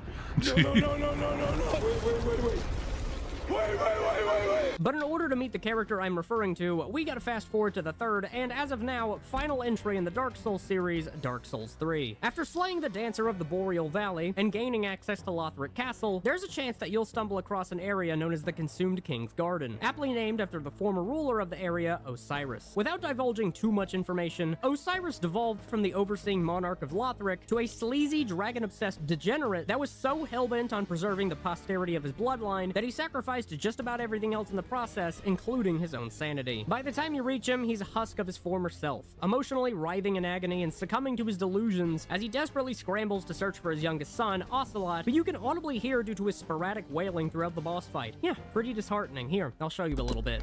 Baby, lock the door Oh, and goddammit. turn Upon reaching the second phase of the boss fight, Osiris smashes the ground in a fit of don't even know rage what that before is. continuing the fight. However, this particular act was initially going to take a far more appalling and genuinely revolting turn, as data miners were able to uncover a character model resembling a young infant child that was to be placed in Osiris's hand, the same one that dramatically and repeatedly collided with the ground. If you just wanted to be a bit charitable and confidently presume that a game wouldn't showcase the ruthless and heinous act of murdering a baby, well, Merry Christmas. This game just gave you the gift that keeps on giving. No, it's not herpes, it's lingering trauma. Data miners uncovered audio that contained the chilling, Why not both? gut-wrenching noises of poor Ocelot getting used as a makeshift hammer.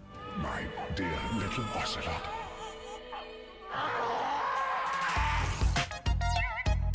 The audio of Ocelot's demise was thankfully removed from the game, and Osiris's animations and character model were both altered to remove any and all traces of Ocelot, and by extension, his unsightly death. Now, if you'll excuse me, I'm gonna take a gander at some more wholesome images, like those cute little puppy and kitten calendars that you can find at Walmart. But before I do that, C-Sim and I have been working on this extremely elaborate and professional 10-minute outro that I think you guys are gonna get a kick out of. Hell, I'll even watch it with you guys. C-Sim, get the popcorn, draw the blinds, and fire up that goddamn projector. We've got a newfangled outro to showcase.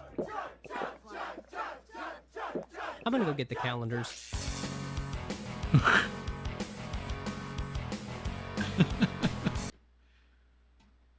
Another good C-Shift video. Another good C-Shift video. I like his videos. He's got rapid fire humor, and I appreciate that.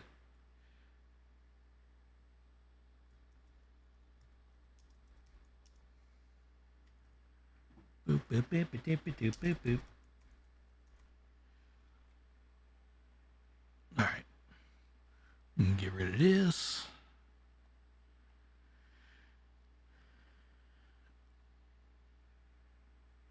What kind of footwear does Maya have? She is she is a full body model, but funny enough, it only came with socks. Like I couldn't put shoes on her. So I would say like her design is supposed to be based on a Miko, a shrine maiden. So I'd say she's like a scantily clad shrine maiden. So I'd say put a pair of those Japanese sandals on her with socks. Here, I'll give you a better look at her.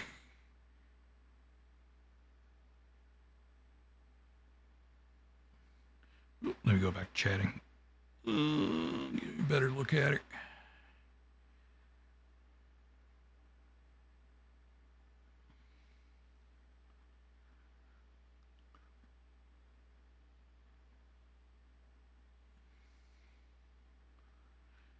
Jack Rackham. That sounds like a great name. Like a fantastic name.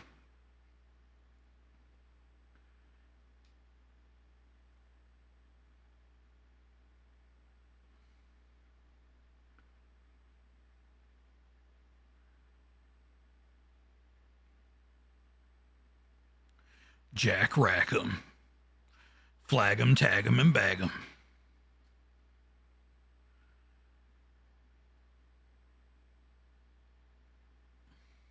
History videos about insane or wild people. All right. Let's watch these 3 Fleekazoid videos. What? I don't know who that character is, but she's beautiful. Like the character in this thumbnail, I must know where she's from. I must goon. All right, Fleek, what you got for me today?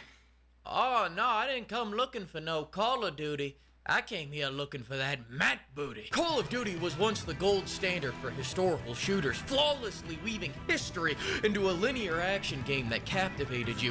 Nah, baby. Now, we're dropping space machetes out of the sky on Menendez while they blast mariachi music because he's a spicy quesadilla. All people wanted was a shoot-a-man game where a guy that looks like a shoulder is shooting another guy that looks like a soldier. So what does Call of Duty do? They make me fight zombies on a fucking Smash Bros map. What does Battlefield do? Make money. What does Ark Raiders do? People call me slurs while they beg for their lives. It reminds me of my youth. Call of Duty? There should have been a Call of Players. Ain't nobody playing this shit.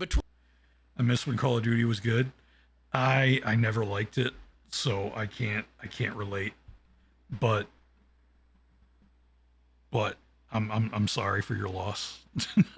Between ramming 5 guys in Battlefield, gamers don't have money for anything else. And even if they did, this game's greatest achievement is proving Activision can count to 7. This campaign is so bad that you get a free mode for beating it, but only 3 people ended up doing that, so they had to open it up to everyone. And by everyone, I mean the 6 other people that played it through Game Pass. For reference, this campaign is 3 hours long. People can't make it through 3 hours. Black Ops 4 had a better campaign than this. If you don't know, that game didn't have a campaign. You are now in on the fun. You may laugh. Thank you, Fleek. Thank you, Fleek. I appreciate that. I would not have gotten that joke. Fleek truly is, he truly is the most inclusive of all content creators. Fun fact, Arc Raiders tripled every Call of Duty's player count, proving that if you just put proximity chat in a game, people will endure anything. If Arc Raiders feels like Sisyphus, Black Ops 7 feels like syphilis. Now, I'm not a big hyperbolizer, you know, I don't like to hyperbolize things, but the brain rot that this game has inflicted upon me will permanently impact the course of my bloodline. But it could be worse. I played this game for 5 hours and still got a refund. Gaben, you sexy beast. Just for you, I'm gonna go buy 5 more games that I won't play. Buy a couple throw pillows for the super yacht. On me. And to any remaining Black Ops defenders out there, I'm sorry, but 3 hours is not normal size. It is below average, and something like that would never satisfy anybody. You hear that? You don't have to keep lying to yourself like this. It won't get any bigger. To get it started, they removed all the fun because it was getting in the way of the cash shop. How can they expect to sell Nicki Minaj skins if the campaign has a pause button? This campaign is a gateway drug to Warzone. They put you on a Warzone map, they have you using Warzone mechanics, and they even shove you into a multiplayer lobby so you get used to being disappointed by your teammates. I'm just trying to make it through this bullshit, and now I've got to wait for my teammate to come back from being AFK so I can progress the story? Wow, I'm sitting in the final boss area for 15 minutes waiting to progress. I'm just thinking the game broke, right? Wrong. Turns out my teammate can't figure out the fucking where's my water minigame. I yell at him, but he's probably 8 years old. And on top of that, they let your teammates talk during cutscenes, so now their stunning insight is not exclusive to multiplayer. Take out every major city from Beijing to New York. So I say, fuck it, I'm just gonna play this solo. At least I can pause in solo. And that's when the ghost of Bobby goes down. You can't pause. So I walk away from my computer to take a lunch break, do a little light reading, came back, kicked for inactivity. So now when I gotta take a piss, I gotta do it during the cutscenes. But now here's the problem. When I go to get up, we're in some traditional Japanese gardens, and when I sit back down, I see a reminder to refund this shit as soon as I finish. I didn't know all that booty speak about competing with TikTok meant we were gonna start turning the games into brain rot. What are gonna be the bosses in Black Ops 8? Cappuccino Assassino, Chimpanzini Bananini, Tralalero Tralala, Tung Tung Tung Sahur, Burr Burr Patapim. You're acting real loose and soft right now, Booty. I need you tight and firm, all right, Booty? I don't want any loose booty around here. I want a nice, tight booty at the helm. You understand me? Anyway, I'm getting off track. These constant boss fights are completely fucking stupid. The big boss in Modern Warfare 2 was a guy with a mustache. Now it is a Michael Rooker kaiju. A Michael Rooker kaiju that stole Bowser's entire moveset, by the way. The Rings of Fire, the Flaming Breath. Nintendo's coming for Booty. That came out wrong. Nintendo's coming for Booty's ass, and it's gonna be a mess. So long, Gay Harbor.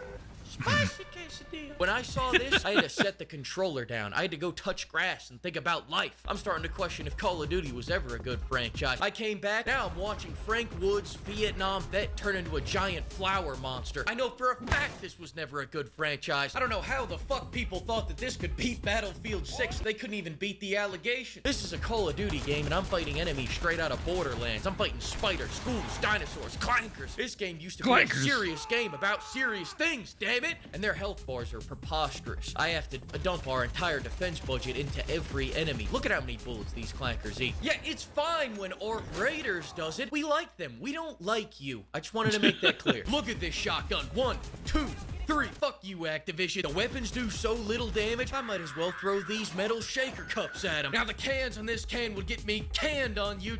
Whoa. Buff up. Fleekazoid confirmed VTuber watcher. too. So check out the link below using code BAMONEY for 10% off. Wow, even they knew the campaign was boring. How do I know this? They spam notifications every 3 seconds just to keep you from falling asleep mid-reload. Half the time they do it right in the middle of important dialogue. Can you imagine if the old games did that?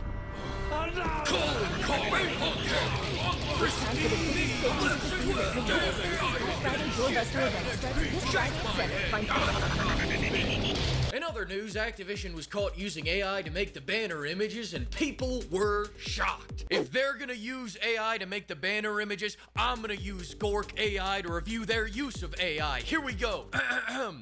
Adolf. All right, that's enough of that. AI's not ready. Pimps, this is billion-dollar slop. They're gonna cut costs wherever the fuck they can. By next year, Activision's HR department is gonna be replaced by a Google Doc that just says, stop it. You used AI like this when you should have used AI like this. Do you see what you did wrong, Booty? As for the story, rumor has it they used AI to write that too, which would explain why half the campaign feels like a fever dream directed by ChatGPT after 3-4 locos and a head injury. As for the multiplayer, I gave up on all that when they started micromanaging your fun with skill-based matchmaking. It always goes like this. The enemy team gets 4 sweats, and my team gets 4 people who installed the game by accident. After just an astonishing launch, Activision is thanking the fans for all the positive feedback, and they've actually chosen me to personally thank them. So let's do it. This game gave me acne, AIDS, allergies, Alzheimer's disease. Just an embarrassing release and an embarrassing game. Activision thanks you, West 1107. Anal itching, anxiety disorders, arthritis,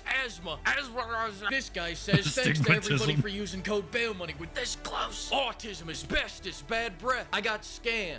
Yes, you did. And Activision thanks you for it. Bacterial vaginosis, benign prostate hyperplasia, that's French. Bipolar disorder, bone cancer, bone placement disorder. This franchise's eyes is dead. I couldn't have said it better myself. Brain cancer, brain damage, brain tumors, bronchitis. Thumbs up.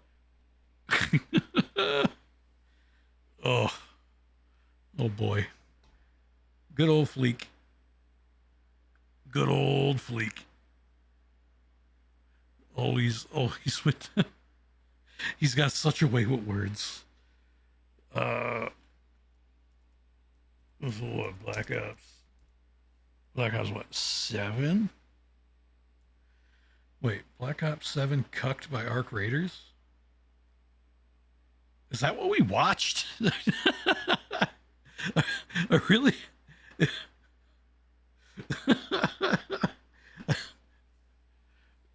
I barely followed any of that. Holy shit. Okay then. All right.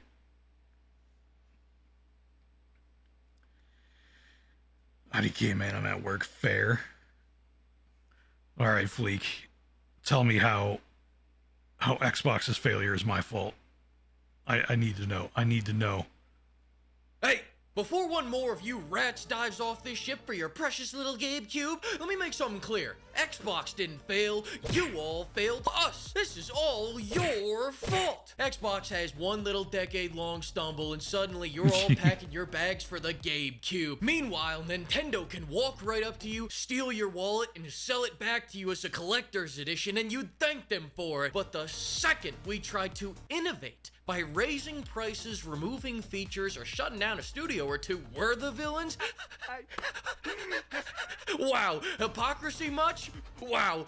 Meanwhile, PlayStation's out here winning awards for glorified tech demos. Wow, Astrobot can jump? Wow, Game of the Year.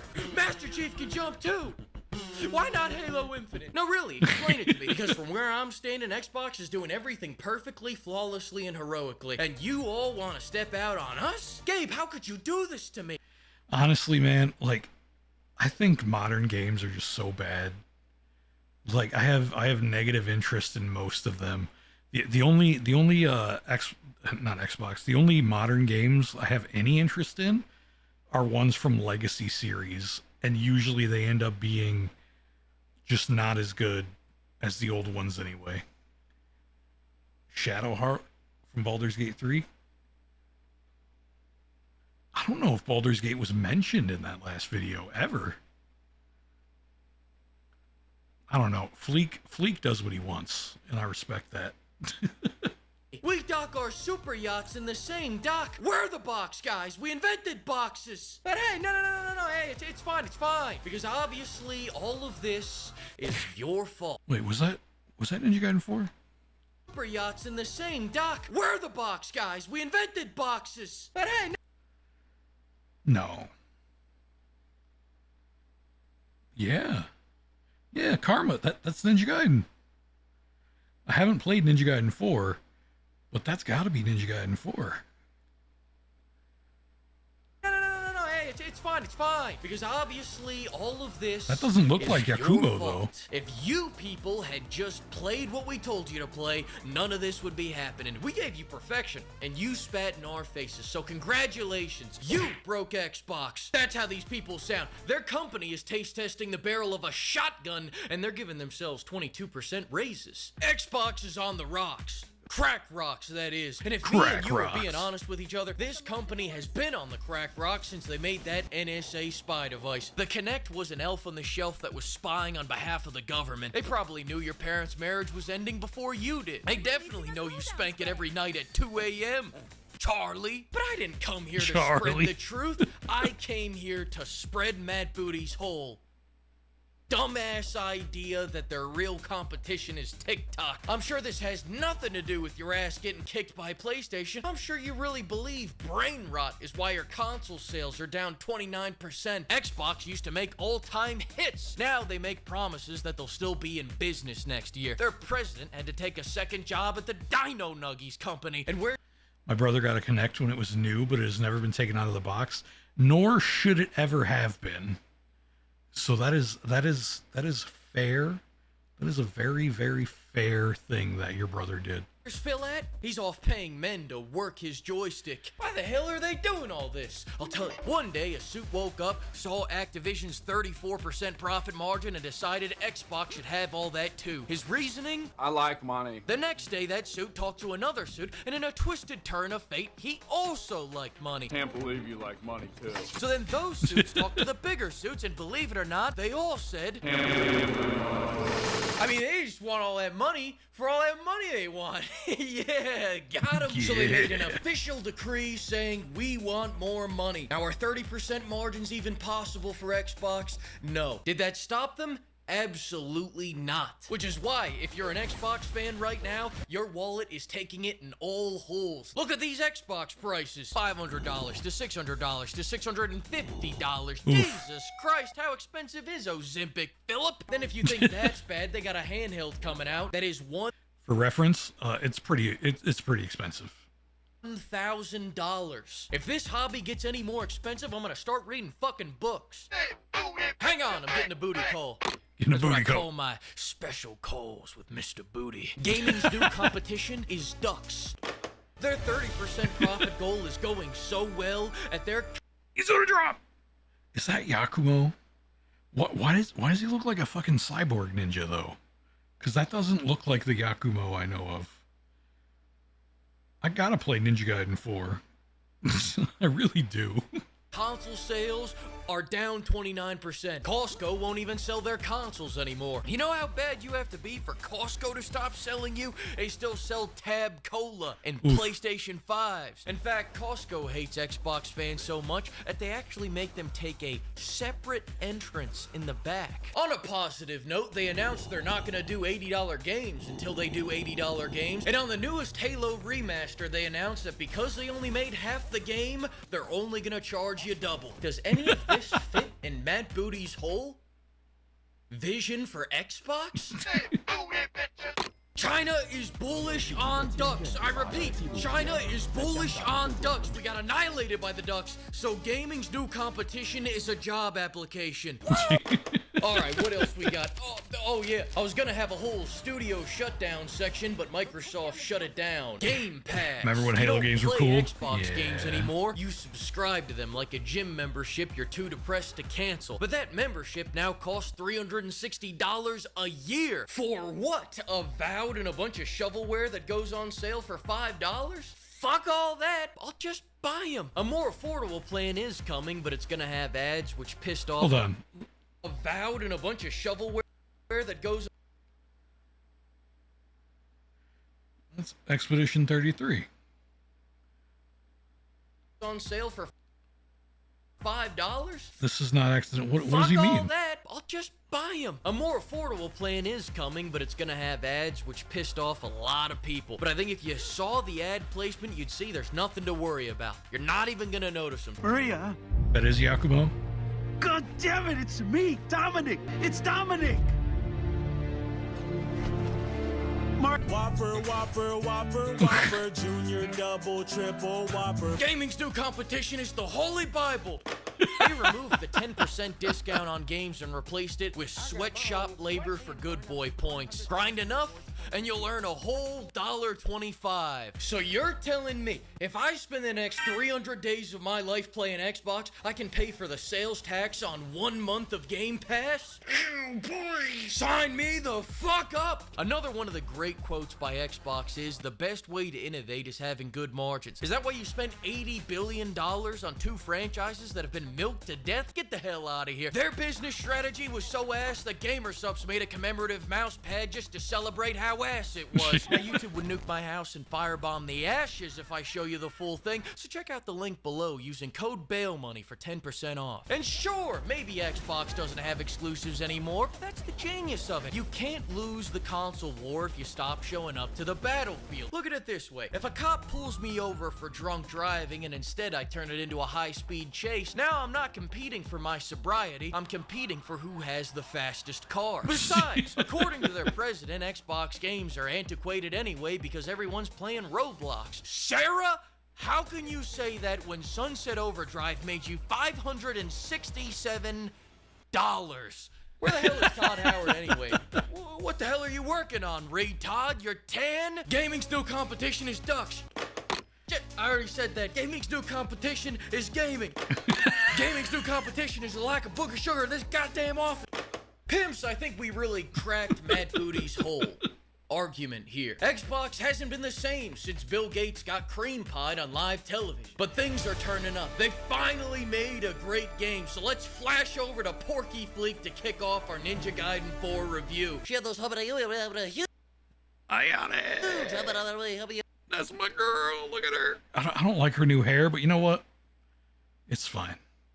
It's fine. You gotta let your girl experiment with what she wants to experiment with sometimes. And I'm fine with it.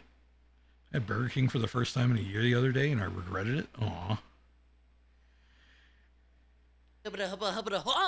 Honkers. Astounding insight as always, Porky Fleek. And congratulations to Xbox for finally making a good game. We just got word Microsoft is going to find the men responsible and execute them posthumously. Xbox, this is how we fuck you.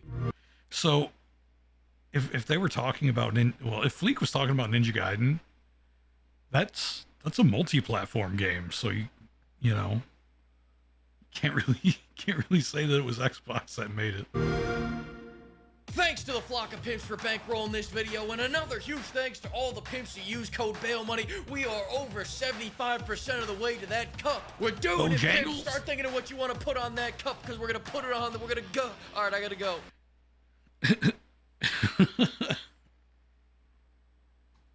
Oh, man. Yeah, but Ninja Gaiden is a multi-platform game. Does Fleek not know that? No, well. It's a chicken chain? I like chicken. Chicken's great. It tastes like chicken.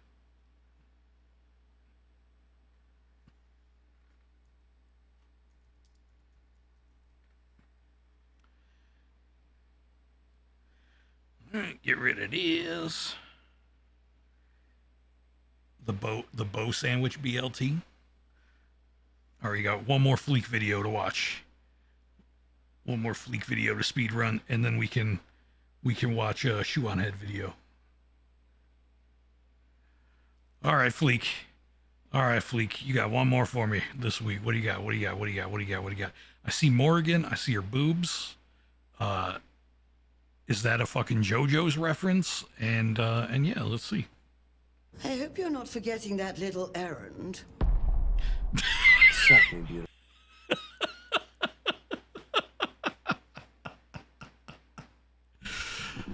I wish to taste you.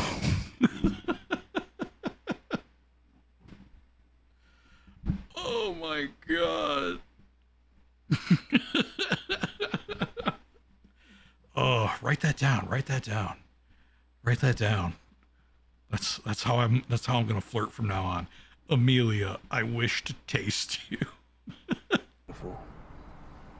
What did you just say? Bloodlines 2 is a failure. I know, all of you are shocked. But you know who isn't? Paradox. Before this game even came out, they were talking about how Bloodlines is a dead end, even if, God willing, it succeeds. After 10 years and hundreds of millions of dollars, it all just broke his own boils neck. down to Jesus, take the wheel. And before you start feeling bad for them, they wanted to charge you $22 for the boy kisser ability. Paradox? You can sell autism to the Crusader Kings fans. They'd buy an incest season pass for $100, but you're not gonna do it to the vampire fans. Not on my watch. Now let's get into the game. First impressions are everything. And when the first thing you make me do when I boot up your game is make me install another launcher to boot up the game, I'll be honest, that pisses me off. Fortunately, their devs suck.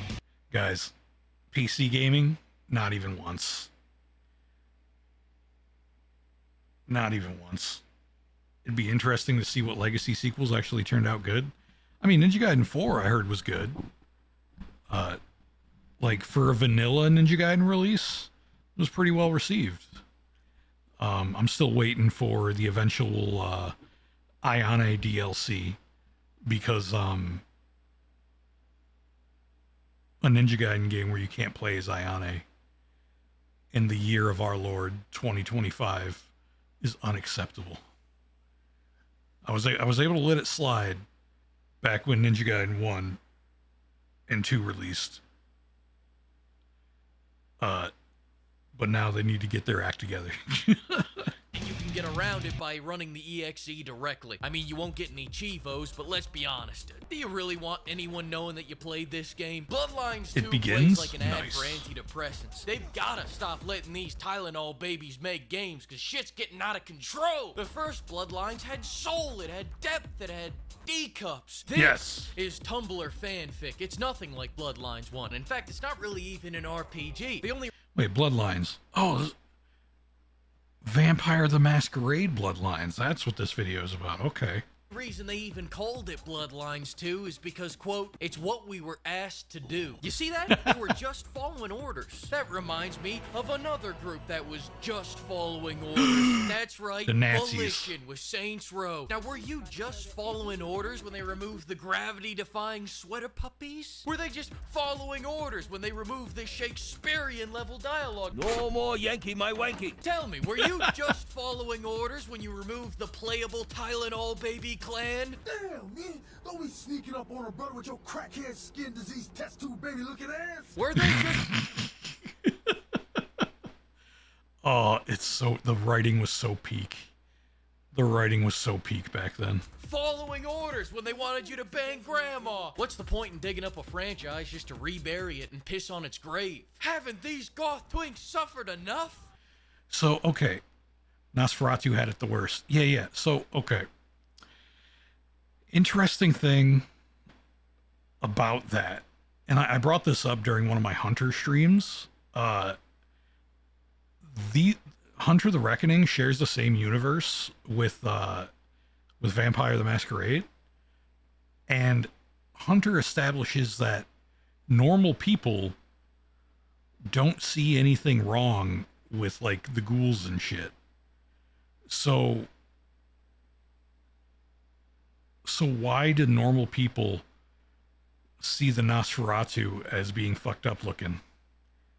Like, shouldn't they just be normal to most normal people? To kick us off, the worst part about Bloodlines 2 is that originally they were planning on making a good game. But then Paradox realized making something that was faithful to the original would take too long, so they shit-canned the first version of the game, and in a lightning-fast 10 years made a melee-only action game with no melee weapons. Following that, let's make some comparisons. Bloodlines 2 is just like the original game, except it's missing everything. There's no guns, no melee weapons, no branching story besides the ending, no stats, no character creation, no content, no inventory, no lockpicking, no hacking. Damn it, Wade! And you can't suck off the rats anymore. And Oh, there's no. no difference in blood quality anymore. In the original game, you'd find yourself a high tax bracket queen that could give you a whole lot of blood, drizzle drizzle. You go sucking off a homeless guy with high cholesterol, you're just not gonna get as much blood out of him. That makes sense, right? Now it doesn't fucking matter. In fact, nothing matters because this is a role-playing game without role-playing. Your choices don't matter, your actions don't matter, your dialogue doesn't matter, and who you are doesn't matter. I could bend your ear off all day about every choice that doesn't matter, but it's easier if I just talk about the one choice that does matter. Are you going to rage bait Karens into getting Spartan kicked by the police? It's very easy. Insult them, then walk up to an officer and they'll shoot on sight. Seattle PD doesn't mess around. Damn. They see you littering, they'll treat you to some 9mm mouthwash without missing a beat. Don't look at me 9mm like that. Matter of fact, you mouthwash. could do it to the hobos That's too if you want, you sick fantastic. son of a bitch. For your decisions to matter, people would have to care. And this game is I gotta name a 2024. song No that. one gives a fuck anymore. Cops don't even care when you suck them off in the middle of the street. And you know why? Because this is an average weekend in Seattle. You think you're the first one to do that to him this month? This week? This hour? He's more offended that you didn't smack him on the ass on the way out. And yeah, that's actually where this game is set. And I think Seattle was a great choice for a setting. If I had just one complaint, I've been to Seattle, I've walked around Seattle, I've eaten their local cuisine. And I gotta say, they forgot all the best parts about this city. Where are the fence zombies? Where are the lemonade stands with armed guards? Where are the bananas behind plexiglass? You keep giving me side missions where I jump some dude in an alley. Give me quest lines where I loot Walgreens and freebase crack outside of a cheesecake factory. Alright, now let's cleanse the palate with a little Steam review. I give it a 3 out of 10. Thumbs up. That's a good one. Stealth is optional. No, I wasn't talking to you. That's what the devs must have been told, considering they forgot it. Even if you sneak through an area perfectly, the game still demands that you come back to kill everybody in order to move on. And the problem is, the combat is ass. Finally, something that's faithful to the original game. It's floaty, it's impactless, and it was funny because on the first clan I chose, my punching animations was throwing gang signs. So I go peace, love, harmony. I'm like, Naruto, you must suck me. What the hell is with this whole fisheye lens? Between all the fisheye and the smooching and the Naruto, sucking, you this must looks suck like a found footage version of Brokeback Mountain. The crutch of the combat is the abilities. Abilities operate on a skill bar system that you recharge by sucking people off. Want to burst them like a grape? Want to punch the hell out of them? Want to kiss them? Want to dive tackle them? Start sucking, buddy. But why the hell am I explaining this game's shitty combat system? All that silly goose activity has got me actually talking about the game in this review. Enough of that. You don't care.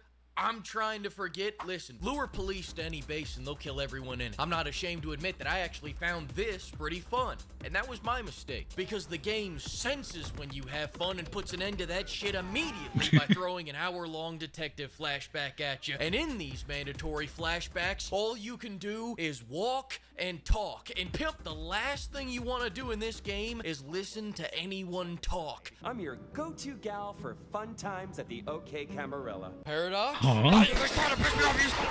As long as I've got you on the horn, though, not Chinese room, why are we cradle robbing a 90-year-old woman? We're 800 years old, you sick fuck! As for the facial animations, the faces look good, but the eyes, Chico, the eyes! They all have that thousand suck stare. They've sucked so many, the emotion is gone. It's like they served an Iwo Jima their shell shock from the years of taking all those loads of blood. And I have the same look after doing these side quests. No matter how hard they suck, they'll never suck as hard as these side quests. They are trash. We went from hunting serial killers to door dashing Plan B and Doritos Locos Tacos. Next, I can positively say that the main story is something they wrote, then recorded, then put into the game. Now, I'm not saying this dialogue is so bad that I won't even talk about it, but I will say that I'm going to avoid talking about it by smashing my nuts on a tree, jump scaring you, and ending the video. Baby, look at ass. Thanks to the block of pimps and pimpers, and another huge thanks to everyone using code bail money to buy glow-in-the-dark beefers. Much more shit posting to come. Stay tuned.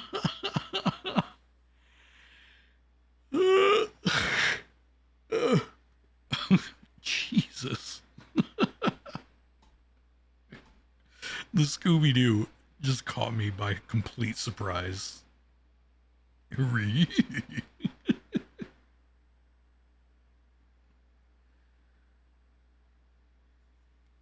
Oh, Jesus.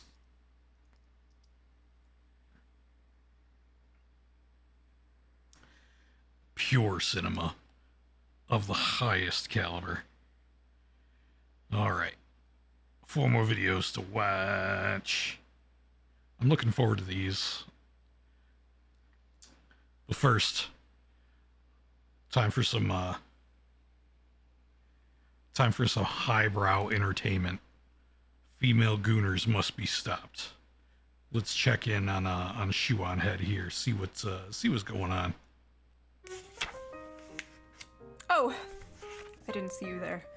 What am I reading, you ask? Well, just one of the best-selling books on Amazon right now. With millions of sales and almost 20,000 5-star reviews, this book has been absolutely blowing up, especially on TikTok, or Book Talk, as the kids call it. Thousands and thousands of women in particular have been raving about this piece of literature. What piece of literature is it, you may ask? Well, Morning Glory Milking Farm, of course. A popular romance novel about a young woman down on her luck who does what every young woman does when facing financial struggle. She starts an OnlyFans. No, I'm just kidding. She wouldn't degrade herself like that.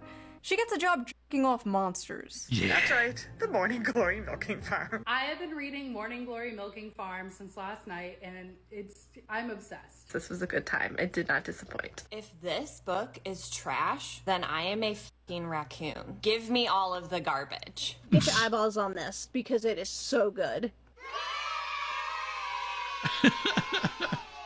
I regret to inform you that there is a new epidemic. An epidemic that many have yet to discuss. And that When's my review of it? Man, I don't even like reading good books. Like, let alone some trash, you know? epidemic is female gooners.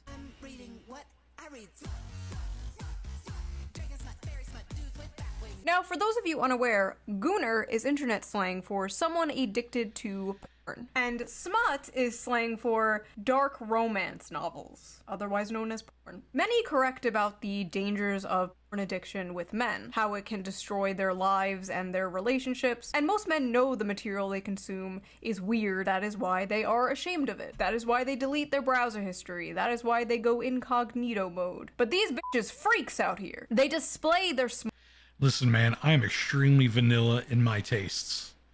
I just like Asian women and bare shoulders, and shaved vaginas. Like that's it.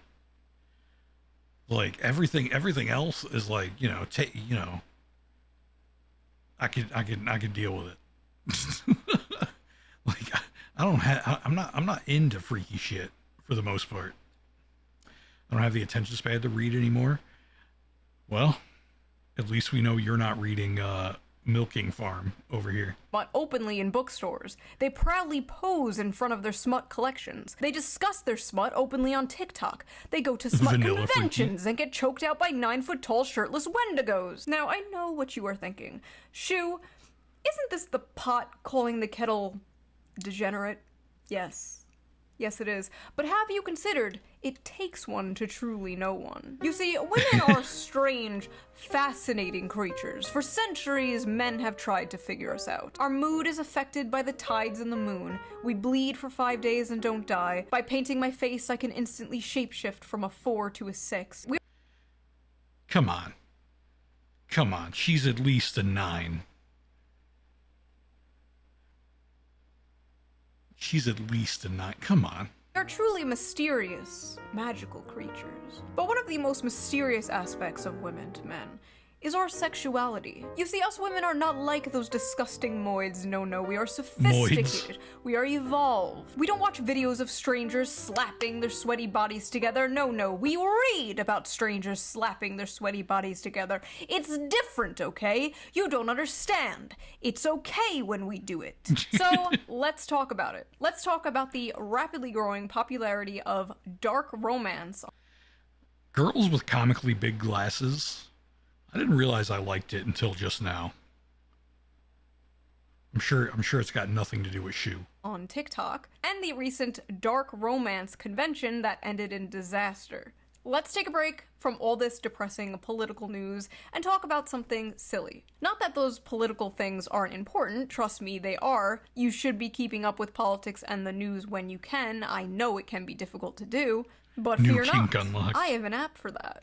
So before we get into this video, let's quickly give a shout out to our sponsor, Ground News. Is that a kink? Like, honestly, like, I think the internet has, like, watered down what kink means. Like, finding something attractive, is that really, like, bad enough to be a kink? Good thing mine are only slightly bigger than my eyes. Oh, Amelia, playing hard to get. Anything is a kink if you're hard enough. That's true. But I mean, Amelia, I like girls with all glasses. I like girls without glasses. I'm a very, very, very appeasable guy. Ground News is a website and an app that gives readers an easy way to read news from all across the political spectrum, from left, right, and center. Every story comes with a quick visual breakdown of political bias that helps you understand the full story and makes sure you're getting both sides. One of my favorite features on Ground News is the blind spot feature, which shows you news stories that have been covered by one side of the political aisle and ignored by the other. For example, here's a story about how Gavin Newsom is signing a bill to give 800,000 Uber and Lyft drivers in California the right to unionize. Pretty cool. Rare Newsom W. 12 news sources covered this, 7 were left-wing and 0 were right-wing, because the right is covering a far more important topic. Harvard hires drag performer Lahore Vagistan as a visiting professor. 21 news sources covered this, 20 were right-wing, 1 was left-wing. A country divided, truly. Ground News also makes it very easy to compare headlines, so you can see how political bias completely reframes a story. For example, talking about how Trump has been posting a bunch of those sombrero. Porn tastes are different to IRL tastes? Yeah, I mean, I agree with that, but I think all of mine are just the same. Like, I don't think there's anything I like in porn that I don't like in real life. Because, like I said, I'm pretty vanilla, right? Like, I know a lot of people would point to NTR as something they like in porn, but not in real life, for obvious reasons. But like, I don't like NTR at all, so I can't really think of a single thing that I like in porn that I just don't like on a real lady, on a real women's. Memes, and the New York Post says White House official behind Trump's hilarious meme war on Dems revealed. And then a left-wing outlet covers the same story, like, as the shutdown continues, a checked out Trump posts childish memes. Wildly different vibes going on here. I have been using Ground News since 2021. It is one of my favorite apps. Like, it is my go-to, like, when I wake up. I, like, check Twitter, and then I check Ground News, like, immediately. But don't just take my word for it. Even the Nobel Peace Center called it an excellent way to stay informed, avoid echo chambers, and expand your worldview. Best of all, I am currently offering 40% off their Vantage plan, which is the plan I use to access all their amazing features. And it's only $5 a month, which is, like, basically the price of a coffee nowadays. So go to ground.news/shoe or use the QR code here on screen, or use the link in the video description. So thank you to Ground News for sponsoring this video, and thank you, the viewer, for not skipping the ad. Right? Yes. So let's get back to the video. I did it. Book Talk is a very interesting place, and any book fans out there know how it has absolutely destroyed the hobby of literature and just flooded it with absolute slop. Spicy slop. You see, books on TikTok are not rated by how well they are written or how good the characters are. No, they are rated by the spice. And what does spice mean? Porn. Yes. It means porn. Spice level is very important to book talkers. How much spice does a book have? What are the spiciest books they have ever read? How spicy is the book they're currently reading? Spice, spice, spice. And the spiciest book going viral on Book Talk lately is none other than Morning Glory Milking Farm by C.M. Nascosta. Violet is a typical down-on-her-luck millennial, mid-20s, overeducated, and drowning in debt. Oh my god! She's just like me! On the verge of moving into her parents' basement, when a lifeline appears in the form of a very unconventional job in the neighboring Cambric Creek. She has no choice but to grab it with both hands. Morning Glory Farm offers full-time hours, full benefits, and generous pay with no experience needed. There's only one catch. The clientele is grade A certified prime beef. Oh god. With the manly, meaty endowments to... Okay. Morning Glory Milking Farm is actually a profound critique of late-stage capitalism and Oh. toxic masculinity. Oh, is it? Is it really? Is that what it is? Okay. All right. In this text, we see that the tingling sensation in her coochie is actually the tingling sensation of a Marxist revolution.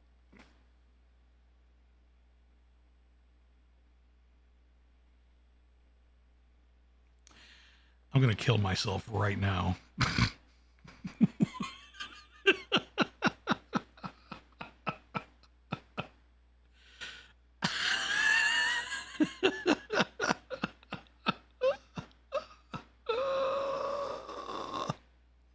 Please. Please. Why? This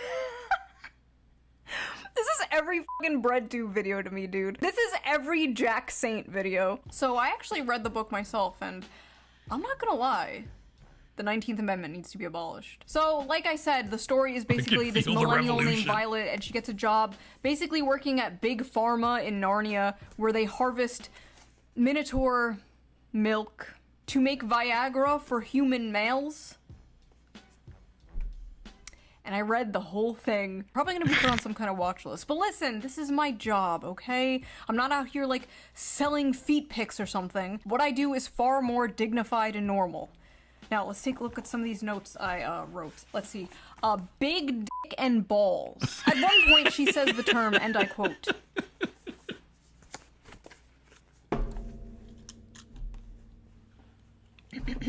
Yep.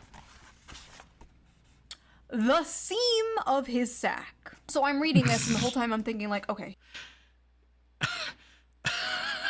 So I know what that is, but not once have I ever thought about what it was called. Oh, jeez. He probably has, like, a human head, right? He probably, like, looks something like this, like, you know, just a dude with, like, horns. Then I see the official artwork. That's a cow. Bro is a cow. Bro is a straight-up cow. Alex, how do you feel about that? I'm pretty sure you'd be fine with it, right? In a few parts, they're being intimate, and it will be like, his hooves clip-clopped. My hooves will tear up your sheets. And it's like, I'm sorry, his what? At one point, she describes kissing him. And I swear to God, it was more disgusting than anything else described in this book. She's like describing how big and wide his mouth is and how big and like slimy his tongue is. She's like describing the shit and you're just like, that's a cow. I mean, we are at a solid 5.5 on the Barbeau scale here. This is dangerous territory, folks. She also f***ers his ass. She f***ers the cow's ass. By the way, if you want to... If you have a seam, it means they put a tracking chip in your balls as a baby. Remove it with a knife. Okay.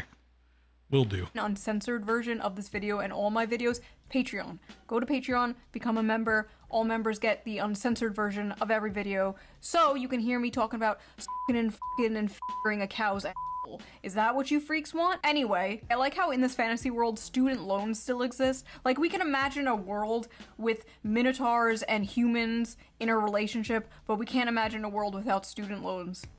Sad. Oh, and he has one of those bull rings, like the nose ring theory septum rings. And in this world, that means, like, you're married, but apparently he's divorced. The man is divorced. This is a divorced cow with a cow ex-wife. The lore is deep, folks. The funniest part, though, has to be when they go on a date. I need to just read this to you. When the bill arrived, she attempted to pull a handful of carefully folded bills from her wristlet before he stopped her. No, that's absolutely not happening. Put that away. She'd not thought about it until the day after their first dinner together, realizing that in mortification that she ought to have attempted to pay her half.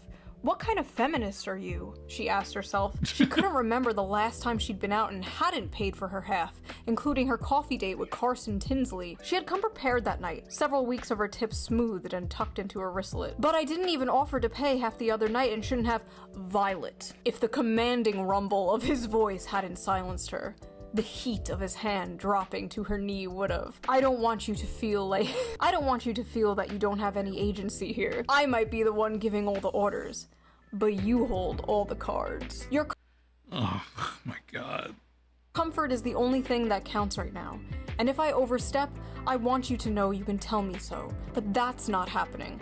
Don't think I'm unaware we're at different points in our careers. You can say no, you can say you don't want to see me again, you can tell me to stop coming to the farm when you're working. It's dinner, not a down payment of your time. But I'm in a position to comfortably spoil someone. So when you're with me, I'm spoiling you. End of story. Yep, this is definitely a female a female power not having power fantasy. She was a good feminist, she told herself, and she definitely couldn't be bought. But if he had suggested at that moment that he would have appreciated a blowjob, she would have fallen face first on his cock with an open mouth without a shred of hesitation. Ugh. Inside every woman, there are two wolves. Or two bowls. The strong, independent girl boss and the submissive, doting housewife. And in the presence of a masculine man, or a farm animal, she will fold like a lawn chair and instantly return to factory settings. It's dinner, not a down payment for your time. But I'm in a position to comfortably spoil someone, so when you're with me, I'm spoiling you. End of story. I said, okay, I highlighted that paragraph for myself. Clean up aisle 5. So that's what I thought of it. But what did other people think of it? What are the reviews on this book? This book has a 4.1 on Amazon with 21,000 ratings and a 3.6 on Goodreads with nearly 60,000 ratings. Let's just read some random ones here. Hear me out. Hear me out. A milking good time. Sweet and creamy. The spice is spicing. I was very leery of starting this because I thought it was just going to be porn. The plot is pretty good. The plot? Please. This is like the new, I read Playboy for the articles, like, sure you do. This book could kill a Victorian child. 5 stars, I'll never look at a jug of milk the same. I think I'm lactose intolerant now. So that happened. Our eyes will never see the gates of heaven. 1 star, not a helpful guide. This book failed to teach me how to milk a cow and now my family has no food for the winter. 1 star, accidentally ordered while on pain medication after an operation. Gave this to my mom as a joke gift for Christmas. You what? Lesai. Why can't human males be more like this? Oh, geez. Tall, rich, and handsome are no longer enough, boys. Now you have to be a 9-foot-tall creature from Greek mythology with a 13-inch dick. I never want to hear from another person about how they read 100 books in a year if this is the kind of slop they are consuming. Well, Ronald, man detected, this isn't for you. This is for women. So take your ass back to Barely Legal Babysitter 5 or whatever the f*** you watch that is so morally superior than this. Let him who is without sin cast the first stone, okay? God bless America. It's great to live in a country where I can casually enjoy cozy erotica about a young woman who milks her way to financial security and true love with a minotaur. This is what freedom looks like, and I intend to fully enjoy it before the Supreme Court takes this right away next. If this is what freedom looks like, I'm really rethinking my stance on freedom, not gonna lie. Maybe we should have less of it. All I know is if Donald Trump takes the monster porn, we are going to make 2020 look like a picnic, okay? Bullcock matters. Oh my god. Edit that out. Editor, edit that out. No. Women are gonna be picking up Animal Farm now, like, where's the horse cock? Some of you people owe a certain streamer an apology because this book has way too many 5 stars. Some of you are lying. So after buying this book, Amazon has given me a few interesting recommendations. Would you like to see them? I accidentally summoned a demon boyfriend. That time I got drunk and saved a demon. Gentling the beast. Cupcakes for my orc enemy. Mane of my existence. The gargoyle and the spinster. The widow and the orcs. Hoarded by the dragon. There's something about dragons. Getting it on with gargoyles. Gotten by the gator. Mated to the mountain bear. Oh, so this is why they chose the bear. The This is why they chose the billionaire orc, moth manager, wolves and whipped cream, the wolf in my tavern, pounded by produce. Oh, are these the books the Nazis burned? My husband only reads finance and sci-fi books, and so I think it's about time that I introduce him to some real literature. So the first book that I would like to introduce you to is called Morning Glory Milking Farm, and it's not a normal milking farm like with cows. What it is it's big, bulky minotaurs, and it's a special type of milking. See, honey? I love how she hasn't brushed her hair in like 5 days. She's his stepsister, and she got stuck in the washer machine again. Women on TikTok are openly, proudly talking about the porn they consume and getting mad at people when they make fun of it. I hereby ban men from reacting to romantasy on TikTok. Best-selling romantasy books like A Court of Thorns and Roses and Fourth Wing contain descriptions of hot sex. I feel like that's common knowledge, if not their primary purposes. But in recent months, book talk has become full of men clutching their pearls while reacting to steamy scenes from these popular female-centered books.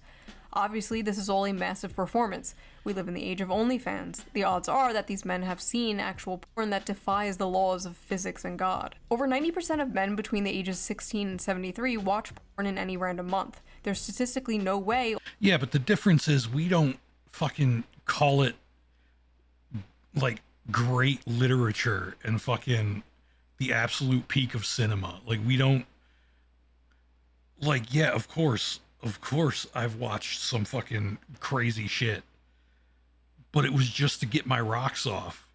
That's it. Like, we don't hype it up. Like, we don't say it's the greatest thing. It's called hentai and it's art. Exactly. Like, come on. All of these guys are shocked by the sex itself. What they are gawking at is sex from the perspective of female desire, scenes that depict women coming first and frequently. And what they are surprised by is the women they know love these scenes. In one video, a guy declares, "Now I know why women enjoy book clubs and wine." But his astonishment in itself is astonishing. Like, what do you think adult women were into? Not having sex and drinking wine? Grow up. Imagine a group of men sitting around drinking wine, discussing the porn they watch. That is what you guys are essentially doing. It's just... So when, most of the time when men discuss the porn they watch, it's like, we're either laughing about how absurd it is, or just saying, yeah, the chick was hot, she got honkers. You know, like, we're not sitting here saying, oh yes, the sex scenes were quite high quality, and you know, the depiction of the uvula and the labia of the female form was quite realistic in its depiction and representation, and yes.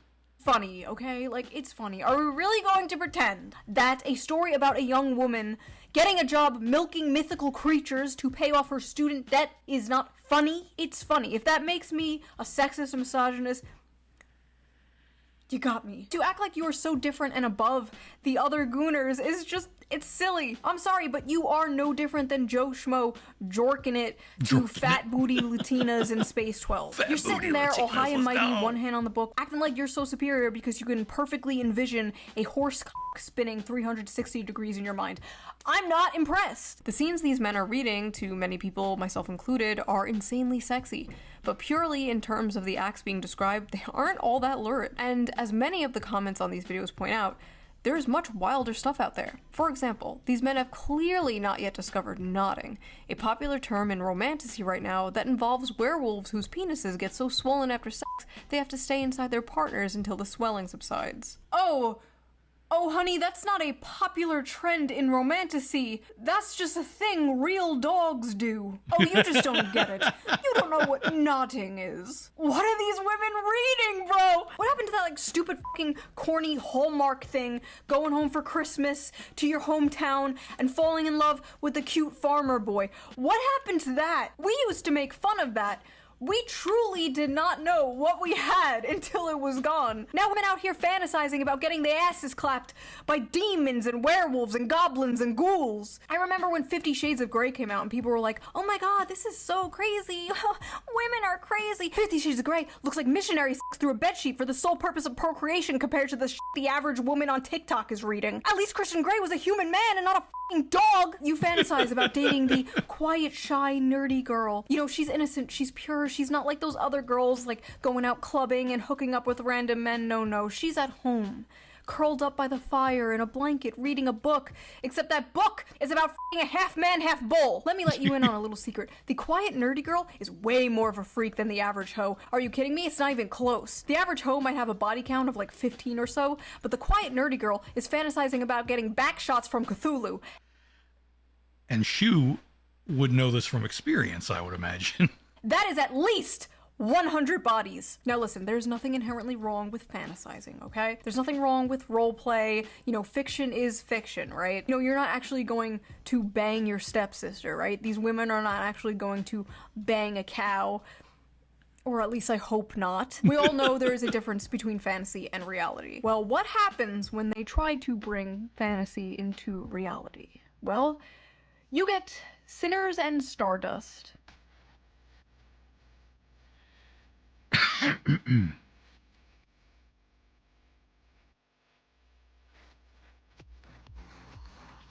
Look at the amount of fat girls. What in the eyes wide shut is going on here? Sinners and Stardust was supposed to be a dark romance ball for romantasy authors and fans alike. So what's the big deal? Seems like a fun, sexy time, right? Maybe, if you're a woman. If you're a man, the night may have gone a little differently for you.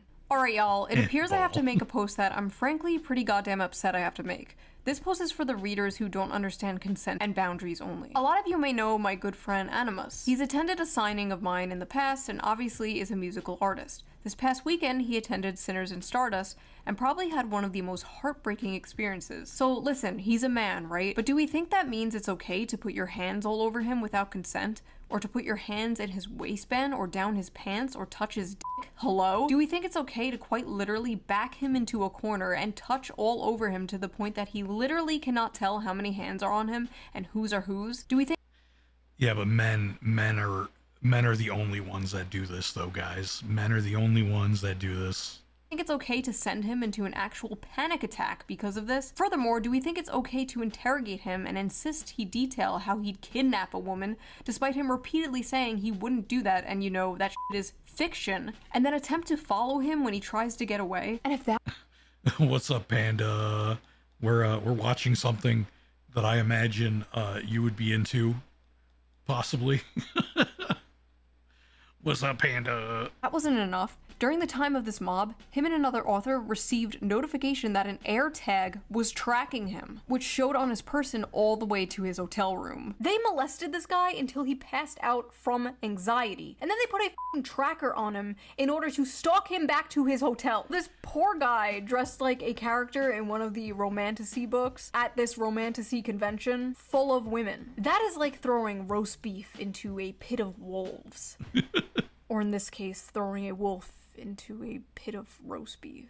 I remember years ago there was this thing called cosplay is not consent. Basically it was a campaign to bring attention to the fact that people at conventions would often come up to women dressed in sexy costumes and just grope and grab them without their consent. Yeah, apparently we have to bring that back because these women did not get the memo. I've been a furry for over a decade and attended a lot of fur cons. Sure, sometimes weird shit happens, but honestly I can't believe the dark romance crowd is out here acting like this. Like, me and my buddies in our fursuits are more respecting of consent and bodily autonomy. Get your shit together, y'all. When the furries are calling you out for being freaks, you need to reflect. Something has gone horribly wrong. True. Not only were the men... the furry will never be as freaky and degenerate as the average human woman. At this book talk convention, assaulted, but women were also assaulted by women. Multiple women, including a performer, reported being assaulted there as well. Even an author there said she was groped and dragged away from her friends and said no matter how many times she said no, quote, "My words did nothing." So this is kind of This is kind of what happens when you base an entire community around sex. Like, the only people who would attend stuff like that are, like, over-the-top degenerates who fucking, like, you know what I mean? Like, I don't know, man. I don't know. Mind you, this is a book convention, okay? For books. Literal BDSM clubs are more respectful than this. There needs to be more studies on how this stuff affects women's brains, because clearly some are unable to tell the difference between fantasy and reality. Ivy Lipton, a doctoral candidate in human sexuality, actually wrote about this for EV magazine. I don't know what a doctoral candidate in human sexuality is, but she's hot, so I trust her. Your brain on orgasms isn't neutral. Dopamine release during climax is a powerful conditioning agent. What you repeatedly fantasize about becomes necessary for arousal. If your erotic imagination centers around abuse, monstrous violence, and submission to non-human entities, your brain is reprogramming itself to crave just that.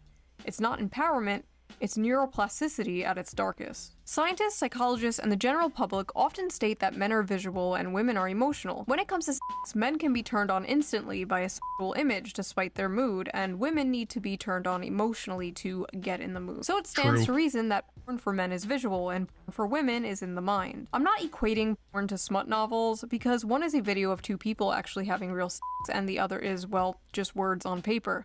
I am, however, talking about the effect on the consumer.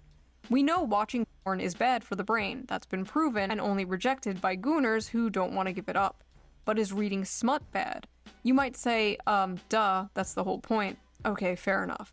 So let me rephrase, is reading smut harmful? Should we shame people for things that are wrong, immoral, or harmful? In my line of work, I've been told many times that shame has no place in sex. But if I use my brain for 2 seconds, it's clear that line of thinking is nonsense. Incest should be shamed, bestiality should be shamed, pedophilia should be shamed. I'm not equating monster smut with these things, but there are 50 shades of gray, so to speak, along the spectrum of harmful. Conditioning your brain and body to associate pleasure with monsters, slavery, or sexual violence is not healthy. Basically, they're cooked. Like, women are cooked. They are frying their brains with this stuff. It's a pipeline, right? It's like the infamous evil alt-right pipeline. You know, you start watching Shoe on Head, owning the feminists in 2015, and then in 2025, you're hailing Hitler, right? You know, the alt-right pipeline. And this one's like, you're reading Morning Glory Milking Farm, and the next thing you know, you're Mrs. Hands, right? Just say no. Just say no to monster porn. But why is monster smut so popular with women in particular? Like, you rarely see the opposite, and when you do, it's just like a girl with cat ears and Aww.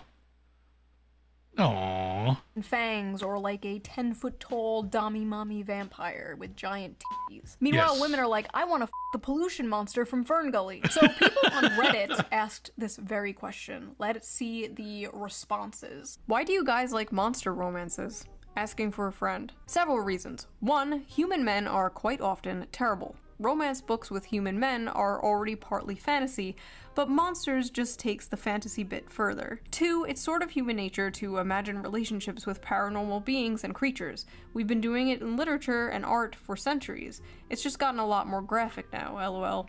3, unique body forms / parts and so many different kinds of dicks. Scary, mean, terrifying creature is sweet to her, kind, takes care of her, protects her, works hard to be gentle, etc. Maximal escapism, minimal association to real-life assholes, the patriarchy, misogyny, and oppression of women, etc, etc. Because the monsters are less dangerous than dating actual men.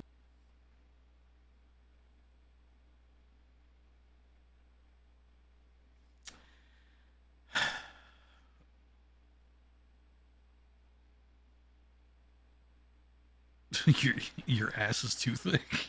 As a fat woman of color, modern, contemporary, and even fantasy romances are hard to click to because they are almost always about thin white women and just too realistic, and romance in real life is not always attainable for fat women / women of color. In monster alien romance, though, my size doesn't matter, and it's easier to get into that headspace and enjoy it. I'm sick of the men on Earth and looking for some variety. Non-humans haven't betrayed and hurt me, so they feel like a safe haven, if that makes sense. Plus the unusual dick. Monsters have big, fun-shaped cocks. I love some bizarre peen. Unique genitalia. I don't know what I was expecting, honestly. A lot of women's smut, especially monster smut, is about submission, domination, forced breeding, non-consensual consent. The women are like conquered and taken and overpowered by these monsters. And I think many of these women are reading these books containing monsters and not men because masculinity and dominance in men has been completely demonized in modern society. But the truth is, many women still crave it. You see, the monsters in these stories have those like dominant masculine traits that women like so much, but they're not human men. They have all these traits women desire without the problematic baggage human men bring, without being the men they hate or have been told to hate. It is the perfect guilt-free slop. But they don't just want a wild dominant man, they want to tame a wild dominant man. Similar to when a man sees an art hoe with a nose ring, you can save her from her daddy issues. You can do it. It definitely won't backfire and ruin your life. Go for it. Go talk to her. With many women, there's this desire for like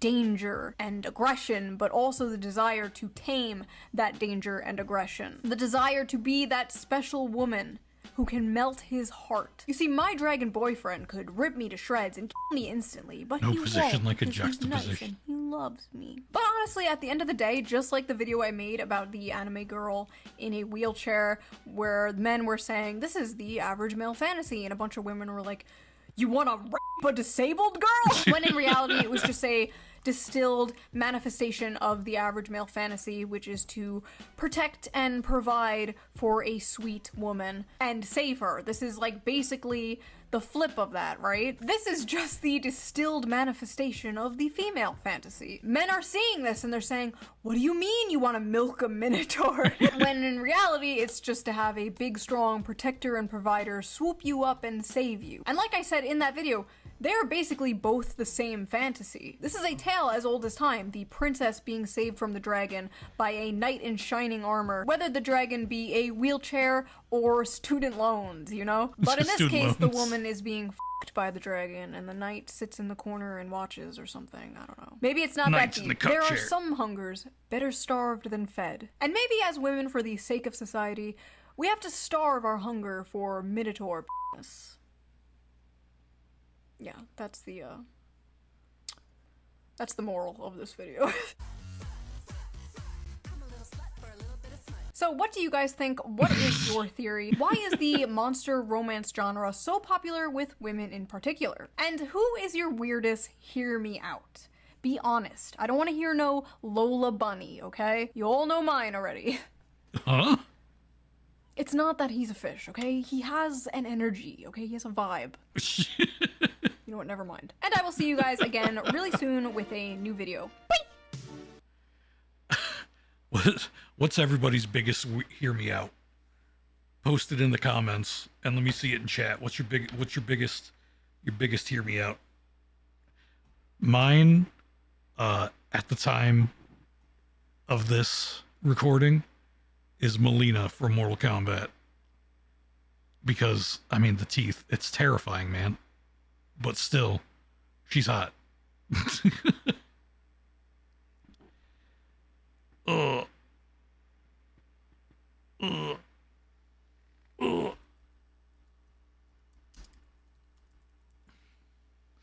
right, while you guys think about that, I'm gonna use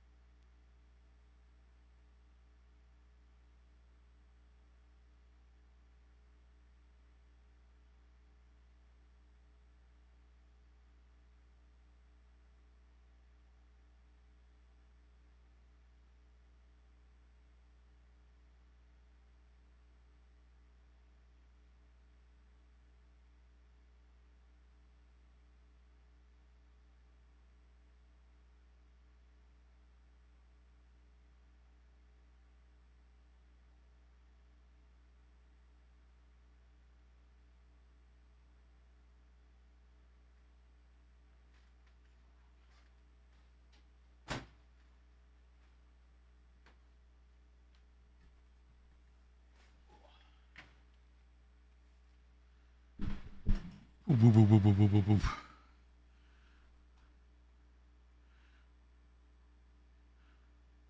What's the most scuffed thing I can say? We still on, right?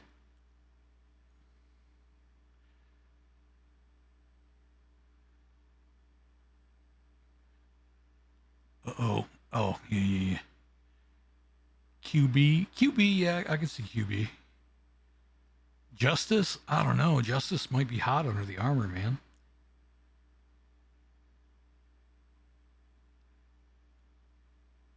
Right, it's scuff. No. Oh, hey, what up, Dinky? No, what happened was that when I was getting up, I accidentally kicked the switch that powers my router, so I turned it off.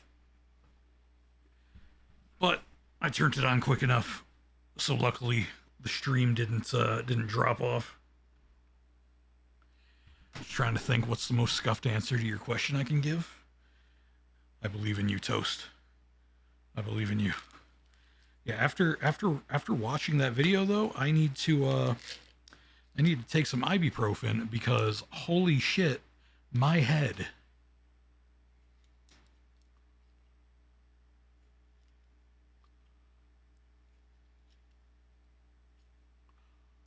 Ugh.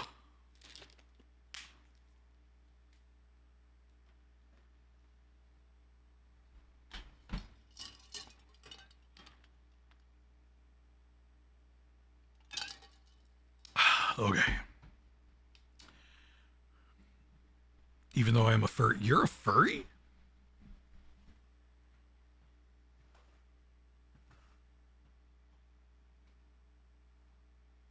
I did not know that.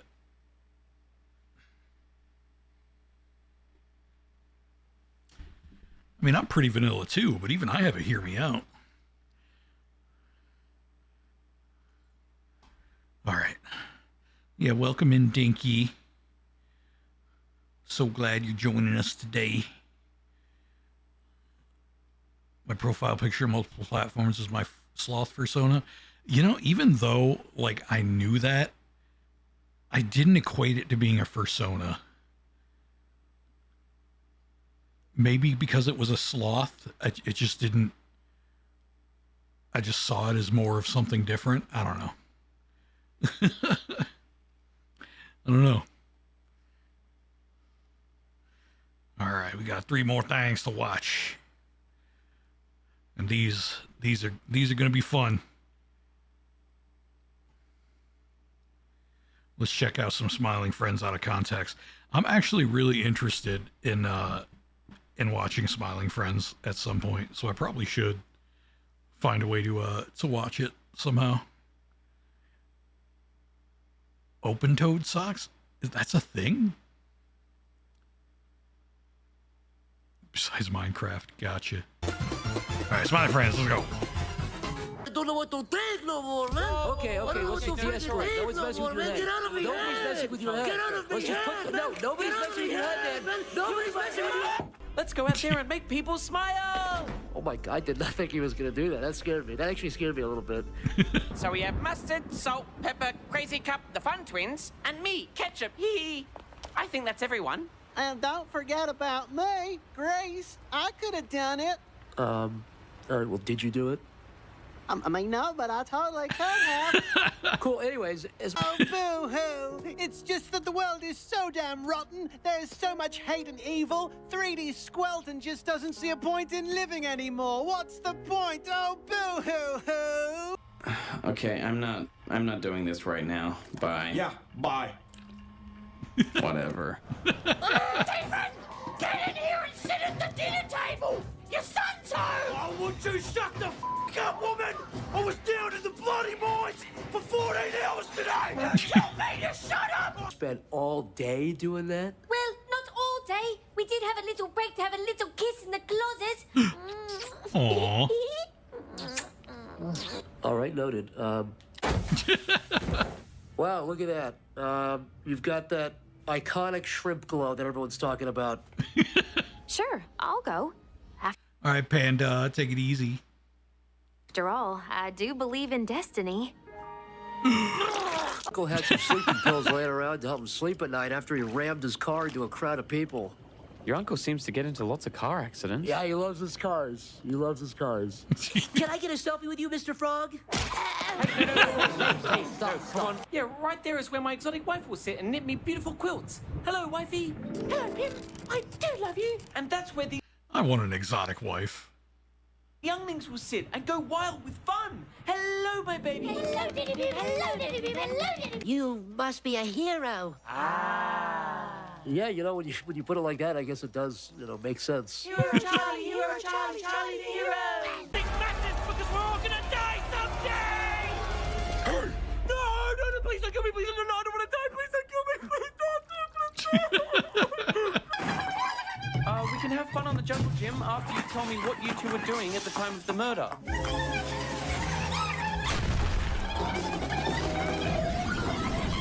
Well, that's a nice story and all, but it doesn't really answer my question. Well, did you want to show me anything? All right, yeah. What about that? What? The ant? Yeah. I mean, it's kind of cool, but it doesn't make me feel any better, though. No, I didn't think so. Okay, Well, I've definitely seen you two before. You're trying to mess with me. Get out of my head. Get out of my head! Get out of my head! You're in my head! Somebody's in my head! Oh, you should have a scrumptious piece of hard candy for the journey, Charlie. Here you go.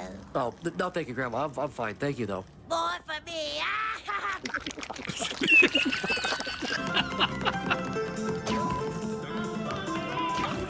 Excuse me, Mr. Boss? Wait. One sec. God damn it! Okay, go. What's up? I am going to be alone forever. Why don't we go for a drink, man? It's on me. Thank you. It's been tough with everything that's been going on with my life. Hello.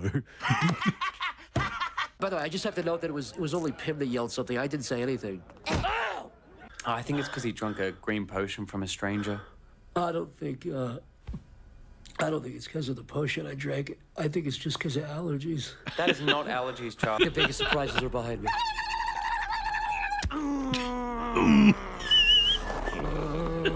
Dude, I warned you. I said I was going to do that if you did that again.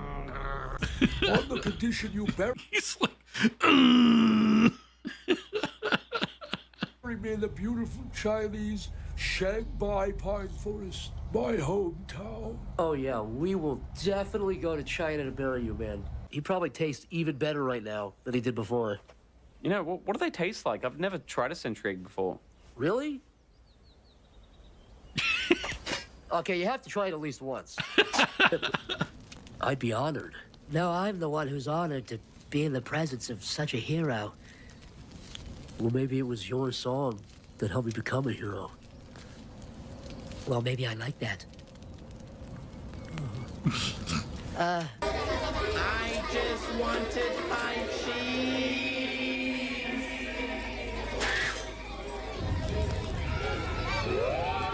It came out, like I said, it came out like green and chunky. I've never seen it like that before. Yeah, like I said, I'm not a doctor, so you should probably talk to someone that understands that stuff more.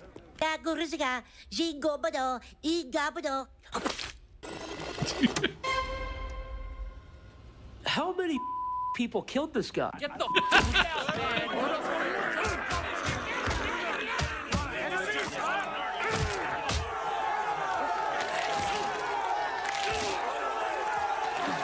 Oh my God. It's all good. It's fine. It's just that these guys started doing construction outside of my place at like 6 a.m. That was right in my ear, dude. That means we legally can all go free! Yay! I don't think it means that. I'm just... I hope they didn't forget the straw again. They always do. And they did. Great. They forgot it. Cool. Just what I wanted. Exactly what I wanted, actually. Cool. Sprinkling up that firewood, buddy. Halloween is saved.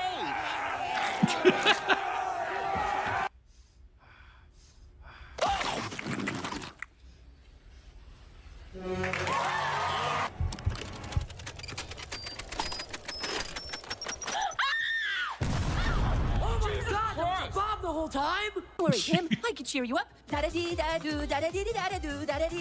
Smarmoo! You voted and we listened! This cannot be undone! Making Mr. Frog one of the richest and most powerful men on the planet. Hello.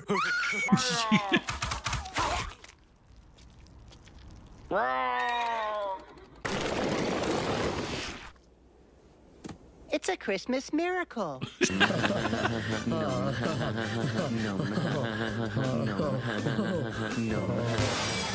Christ, what is that? What is that? I don't know. Alan, What? grab it. Grab it. I'm not gonna grab that. You grab it. I love helping kids. I love kids, Charlie. I love kids. Pim, I would really not be screaming that at the top of your lungs. I'm Mr. Frog. This is my show. I ate the bug. I ate the bug. This is the end. I love you. He's just right in here. I hope he's not sleeping. Desmond. I can't believe after all these years, I'm finally here. You kissed your dad in the mouth? Number 15. Could I get the number 15? Hooray! I just reached level 987413 in Mouse Quest. Do that again.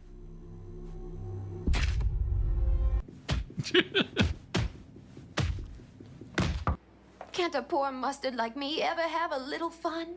Yeah, everyone likes fun. You like to have fun too? I mean, you know, you're asking about me. I mean, yeah, I like fun. Yeah. Oh, yeah? I already said yes. Oh, that hurts, Daddy. I told you, silly. No biting, okay? You're my good little baby, huh? Let's start by getting some Jesus sunlight. Christ. Okay, whoa, sorry. Okay, we'll start small. Nolly, I love you. And I love you, Grim. Let's leave these smiling fools to it. Muhahaha. It's not even a real laugh. Jim, you got a theater, and you've even got a beautiful animal sanctuary. All right, now do it the way I told you to do it. Okay. Buddy, how you doing? Oh my god. Whoa, whoa, whoa, whoa, whoa. Oh my god. Whoa, whoa, whoa. Hello. Hello. What's up, man? What's happening, big guy? What's up with the gun? Congratulations, you're the new Mr. Frog. How do I look, yellow man? You look like you're about to tell your friend not to come to school tomorrow, man. Picking up twigs. I like picking up twigs. 1 twig, 2 twig, 3 twig, 4. I like twigs and I want some more. Oh, thank you, Mr. Bird.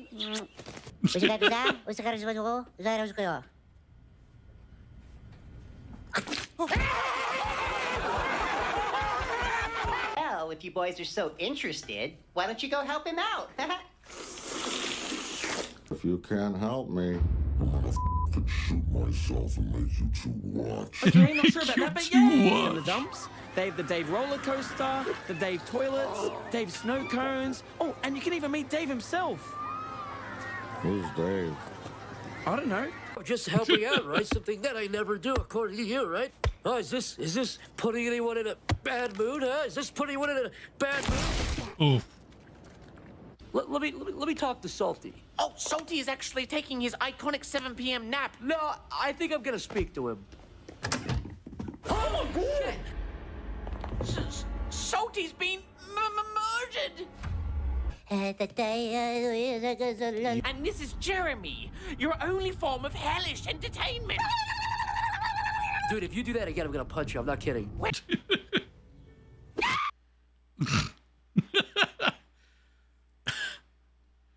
Yeah.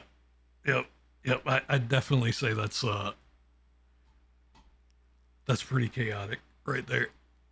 I gotta check that show out though. I imagine it's probably better in context. Maybe? Question mark? I don't know. Maybe. We'll see.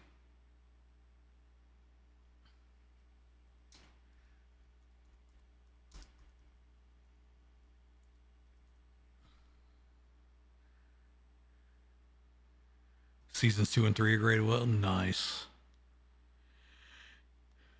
Nice.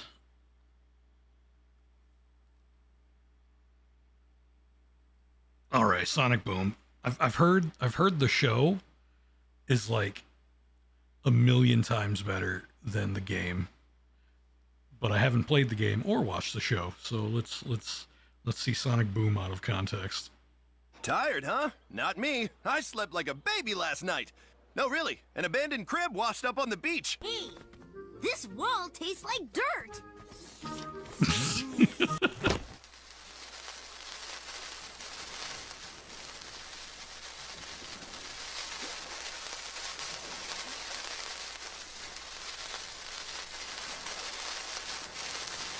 Awkward? Awkward. I knew TV was just a big conspiracy to control everyone's minds. I'm not talking to you. You keep watching. I don't know why, but her voice, I like it. I like her voice. I can't be swimming around with a bunch of 5-year-olds. They can be so cruel when they sense weakness. That's why on the first day, you have to beat up the biggest one in the yard. Knuckles, that's prison. Only if you let it be. You got a lot of nerve for somebody who lives in my basement. He's pretending to be Sonic again. Well, I'm not gonna be Amy this time. Eat a chili dog. Everyone loves chili dogs. I don't think he can eat solid food. Well, then put it in the blender. Well, if you say so. The chili dog, not the baby! Oh, okay, that makes more sense. Try this video game. You run, roll, and collect rings as fast as you can. Ah, that sounds terrible. We pretty much bend a knee to the nearest tyrant who wants to enslave us. Knuckles, I've got sugar plums up in here. How about...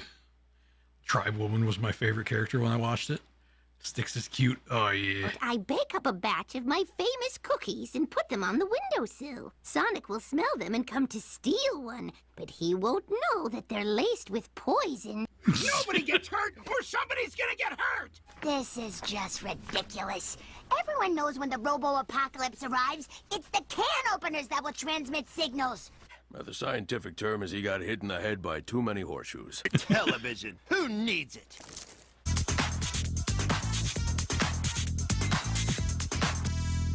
There's just something about unpaid labor that makes me feel warm and fuzzy inside. But in all that time, the plants have never given us anything. Except oxygen. And nutrition.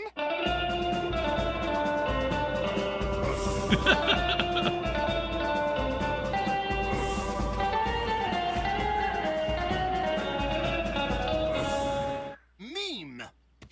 Approved. LOL. Lightning phobia pile. You're being chased by a giant sock puppet. He's a waif. He's a The waif. orphan of our times.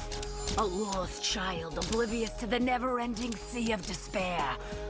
Sonic, what does Dr. Eggman have in his pockets right now? I don't know, a hippopotamus riding on a skateboard? Finish up here. I'll rustle up some dinner.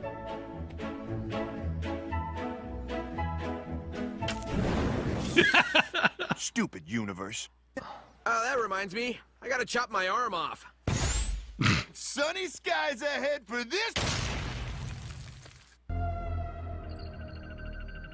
These numbers are off the chart. Fortunately, I have a bigger chart.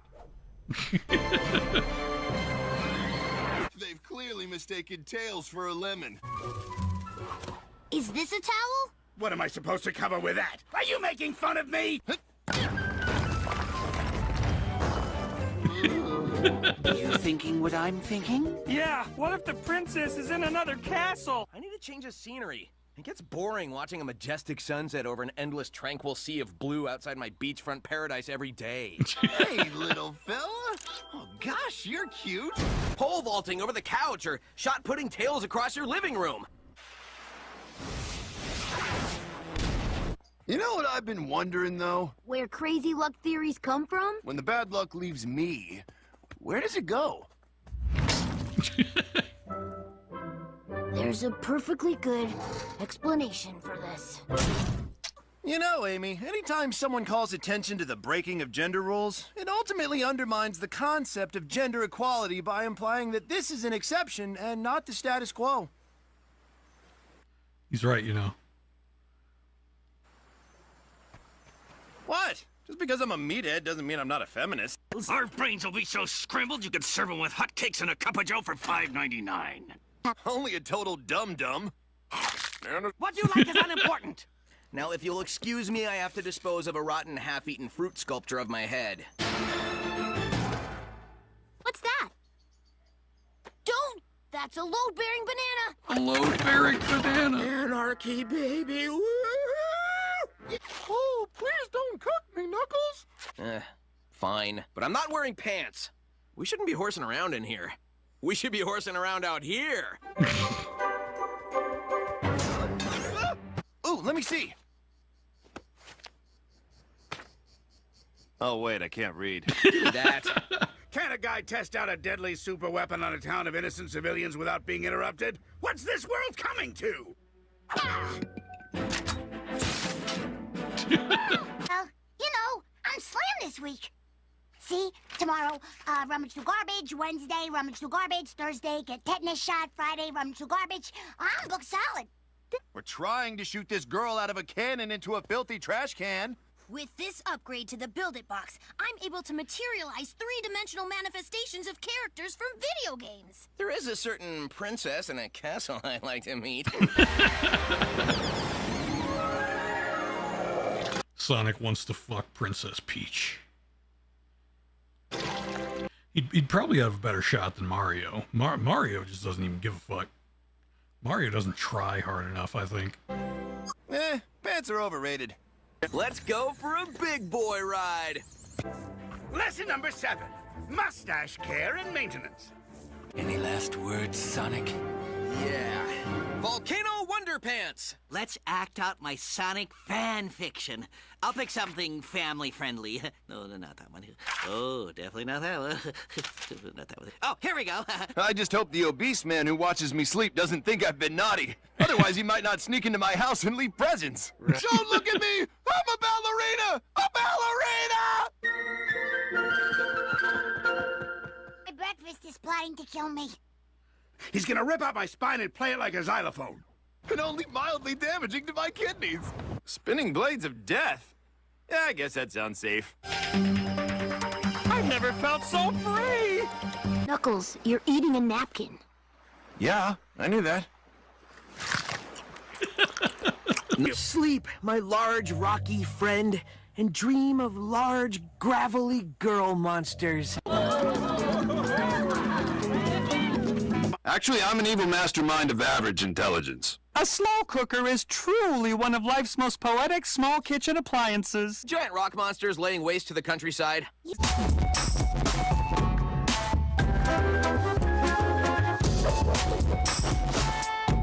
What? That's the holiday where a giant rabbit breaks into your house and hides painted eggs? An hour ago, you were snitching on Eggman, and now you're the ringleaders in his baseless blitzkrieg. You do more flip-flopping than the mayor during campaign season. I don't know how you did it, but you totally turned things around. It was simple. I blew up Medburger last night. You what? I finally done it. The perfect batch of fries. Now to taste. What the heck? These Cubot prototypes used to be cute and friendly, like Amy. Now they're bloodthirsty and vindictive, like Amy when I move her throw pillows. Knuckles, what's wrong? And Knuckles Jr. isn't working out. Oh, so you're saying you need I'm a crazy pizza man who juggles and sings. Huh? And it sings. Leave Knuckles alone, he's not harming anyone. Huh?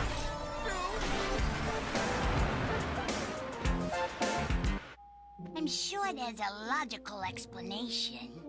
Someone is stealing all the water to sell it back to us. True. Sounds like the writers are just phoning it in, but just in case, we better go check it out. A time-traveling banana told you to do it? Please, Dave! I'm begging you for mercy! I have no mercy. I work in the fast food industry. My delicious whipped cream filling will shoot out like toothpaste! Kill Knuckles with fire! Tails has been hypnotized caused by man-eating tomato people?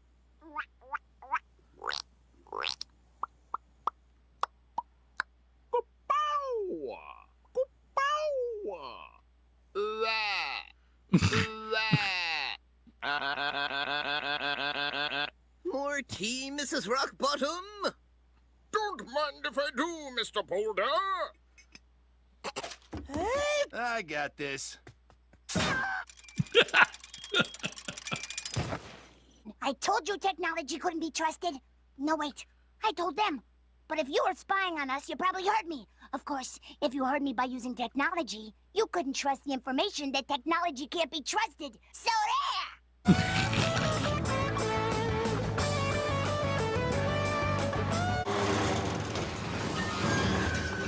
He let Cowbot out. Don't worry about me. I'll just chew off my leg. Which works out well because I haven't had anything to eat in a while. Fascinating. And what might this thing be? That's a bowl. Ah, yes, a bowl. How does it work? Oops, one too many. Actually, I can't handle the truth. It's been 1 day since the puppies gave birth to puppy grandpuppies. Everybody chill! If frogs had wings and snakes had hair and automobiles went flying through the air. Sticks and technology sitting in a tree. INTERFACING.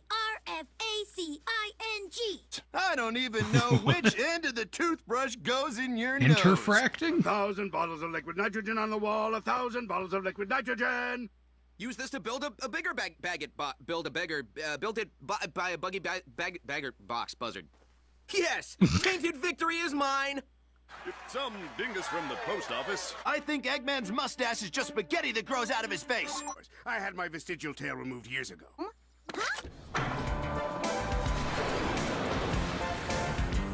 You gotta be kidding me.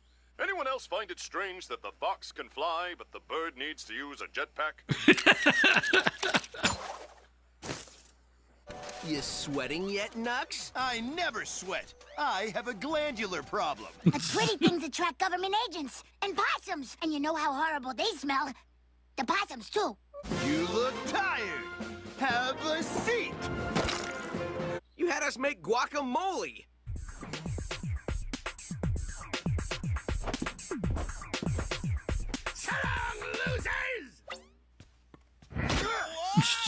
Before you go, would you mind taking a look at this rash? I think I'm allergic to fish saliva.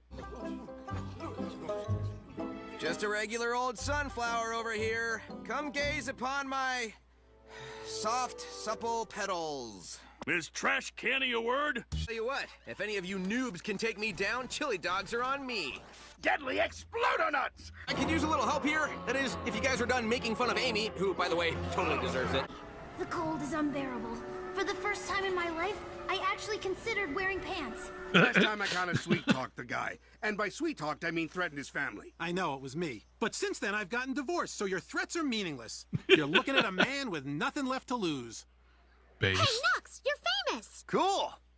Who's the doofus with the trash can on his head? Wait, you're vegan? All toads take the high road, all toads take the high road, all toads take the high road.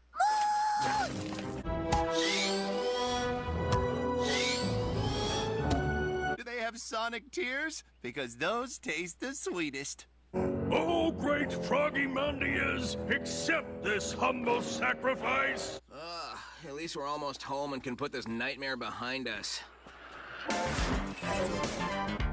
Spoke too soon. That's impossible.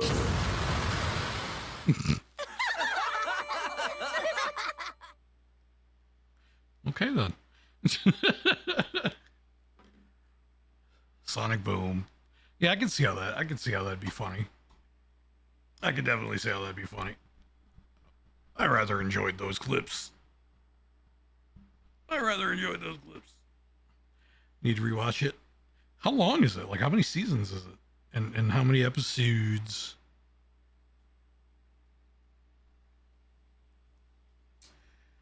Sonic Boom, Sonic Boom, Sonic Boom. You never finished it? Wow, so 40 episodes? Jesus. That's pretty long. Whew. All right, last video of the night, boys and girl. Aqua Teen Hunger Force. It's Aqua Teen Hunger Force, man.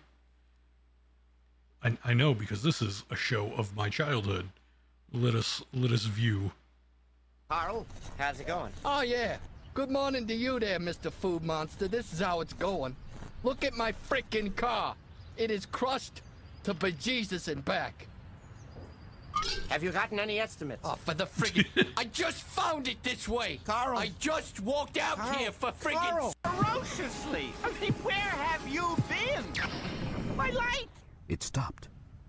Oh, man. Get the door, Meatwad. It's Dracula. I'm gonna get it. You get it. I'll get it. Hey, Carl. Carl, hey! Good morning, Carl. Yeah, it is a good morning there, little man. It's 3 in the morning. Carl, did you see our flag? Pretty boss, huh? Look, all I know is that this cord here was plugged into my house, and your house was glowing like the frickin' sun. So I put 2 and 2 together there, hey, and decided that you're pissing me off. We are truly sorry, Carl, and it will probably never happen again. Could we ever record back? No, there. I'm just gonna keep it. All right, Slappo, thanks for stopping by. Carl, might want to be careful. Dracula's out there. Dracula? It's not Dracula. Go back to sleep, you freaks. #1 in the hood, G.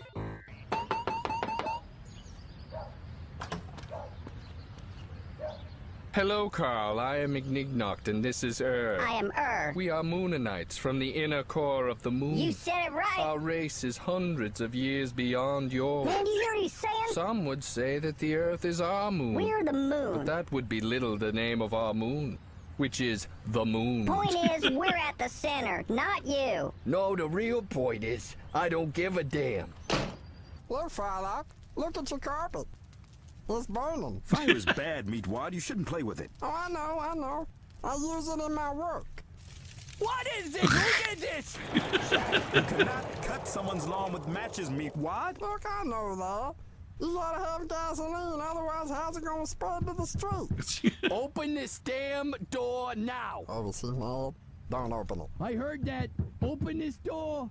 Hey, Carl, how's that yard looking? Pretty good, I bet, huh? Oh, it's done. So is the vinyl siding on my house. Where's Shake? He's in space with aliens. Oh, yeah, of course. Why did I ever question that, huh? You know, I gave Shake $20 to cut my lawn. Yeah, he subbed it out. And look, he gave me this chrome sled.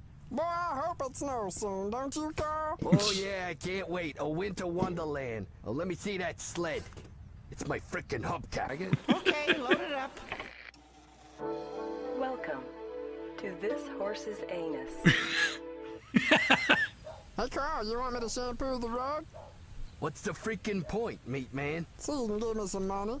Man, he's been in that horse anus room for a long time. Yeah, he has been in there. I did it once. That was enough. So, did they, ever find your car? Oh, they found part of it, hanging from a trestle near the turnpike. Yeah, the cop said he had a straw-like protrusion and a cup-like body. You know anybody like that? Oh, well, it wasn't Shake, Carl. He was abducted by aliens earlier this afternoon. Oh, I knew that. Yeah, of course. He was. Seriously. I hate you. So they out of their mind? Okay, pony up, Shake. Well, don't look at me. You got all those ones. Where did you get that? Look, I don't work my ass off for 20 hours a week so I can just throw my money away. That's wasteful. These bills are strictly for me to kiss and put in some stripper's underwear. So come on. And now, ladies and gentlemen, meet Mountain. Huh? Thank you. I appreciate that. Where are the strippers? There were strippers here last time. Look at that. Keep a whole family of Eskimos warm. Has we detected Good. what? I can do that. I've done it. Oh, yeah? Then do it right now. I'm not going to upstage my buddy out there. Delicious. But I could. Wow. And I will. The crowd is really getting off on this. Well, I'm glad. I'm so happy for them. Where are the strippers? Oh, no. Another igloo. How could it be? Well, thank you, ladies. Yeah, you the supervisor? Where were the strippers? Didn't need them. Meat Mountain pulls in the crowd all by himself. You give me back my $250, because I ain't paying for something that happens every day on the hood of my car. Will you take quarters? Whoa, damn, buddy. When'd you get that caught in the press? Hello, Master Shake. Hello. Who the hell are you? Excuse me, let me just squeeze by your hair. Did you hear me? I said, who the hell are you? The WWWYZZERD. D. Okay, well, what do you... The Wizard. What do you... Okay. .com. What the hell do you want with us? You know what I want, and what I want I get. As soon as I can find these damn things. I wasn't talking to you. Good, because I wasn't listening to you. And here, let me show you some live streaming webcam of your fat neighbor enjoying my services. Hello there, Internet Cyberville. Hey, if you're watching this right now, I'm running out of oxygen, and I seriously need to get to my bathroom, which is currently being blocked by some stupid-ass hit the monkey gate. Oh, God, I can't get them. Carl! He can't hear you, Fryman. You are not on the brain frame. Oh, hey, Carl, how you doing? What you doing here? Hey, are those your fingers? Call the doctor! Can't you see I'm bleeding here? Got a little question. Can you tell me how I get the women that don't have the ZZ Top lumberjack look?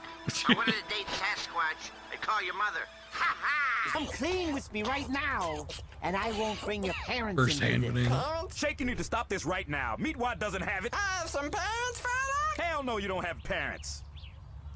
If you just listen to the captain. Uh-oh, ladies and gentlemen. Hang on to the handrail, folks. We're entering some choppy tar. I hope our ship will hold together. This is the worst I think I've ever encountered. Okay, here we go. Oh no, ladies and gentlemen, now we're being attacked. See? Look to your left over the starboard side. Giant microscopic tar monsters. He said tar monster. I told you. I guess I'm gonna have to get out and fight them, ladies and gentlemen. Wish You me didn't luck. believe me, did you? Good luck, Captain. There ain't nothing over here but tar and a condom wrapper. This is Okay, I'm back, and we're safe, ladies and gentlemen. They won't be bothering us anymore. I chased them off with my nudity. Does that arouse anyone down there? Or? What does that mean? It means we're gonna get off this boat right now. Look, we just read the information panel, please. You'll see it. They're tar monsters, huh? Hey, and we've docked. And I feel a little sexy. Come on, Shake, let's go. Romulus, I know you're in there. And if I find out you got my PDA, are you gonna be in trouble, boy? Come on, Shake. Who down there wants to meet the captain and feel sexy with him? I do. I want to meet the captain. No, you don't. I wanted to meet that captain. And get sexy with him or whatever he's saying. Hold it. Just about dead. Merry Christmas, Meatwad. Oh, shoot. Well, I'll go get that glue gun. Did you just hear that? On the roof. Santa's here. Pretend like you're asleep.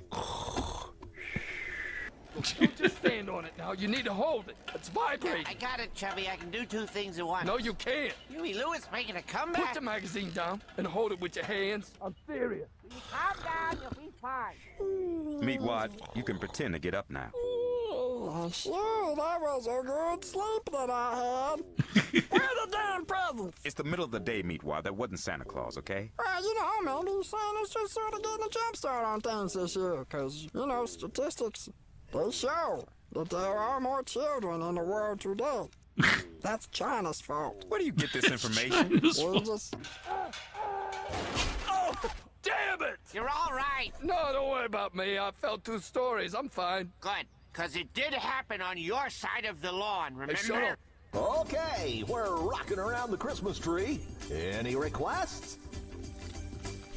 How about you and the neck brace? Yeah, here's a request. Hey, shut up. Okay, couples only. Come on, this'll get you dancing close. Carl, I know you're hurting. And if it makes you feel any better, Merry Christmas. What is it? That's a stick.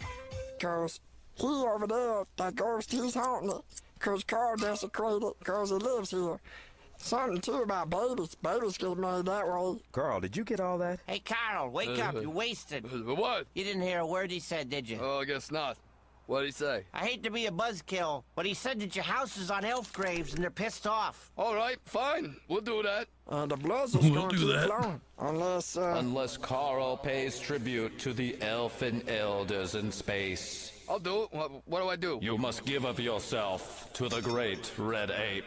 Okay. How much? Sexually. Wonderful. Hey, man, you know, you don't have to move. You could do that other thing that the robot talked about. Look, I know it's been a while, right? But I'm not gonna get humped by a giant red gorilla in space, okay? No thank you. Now get lost. I got a guy coming over here to hopefully put an offer on my bloody house. I don't need you here freaking him out. Oh, man. Okay. All right. That's going to be it for me today.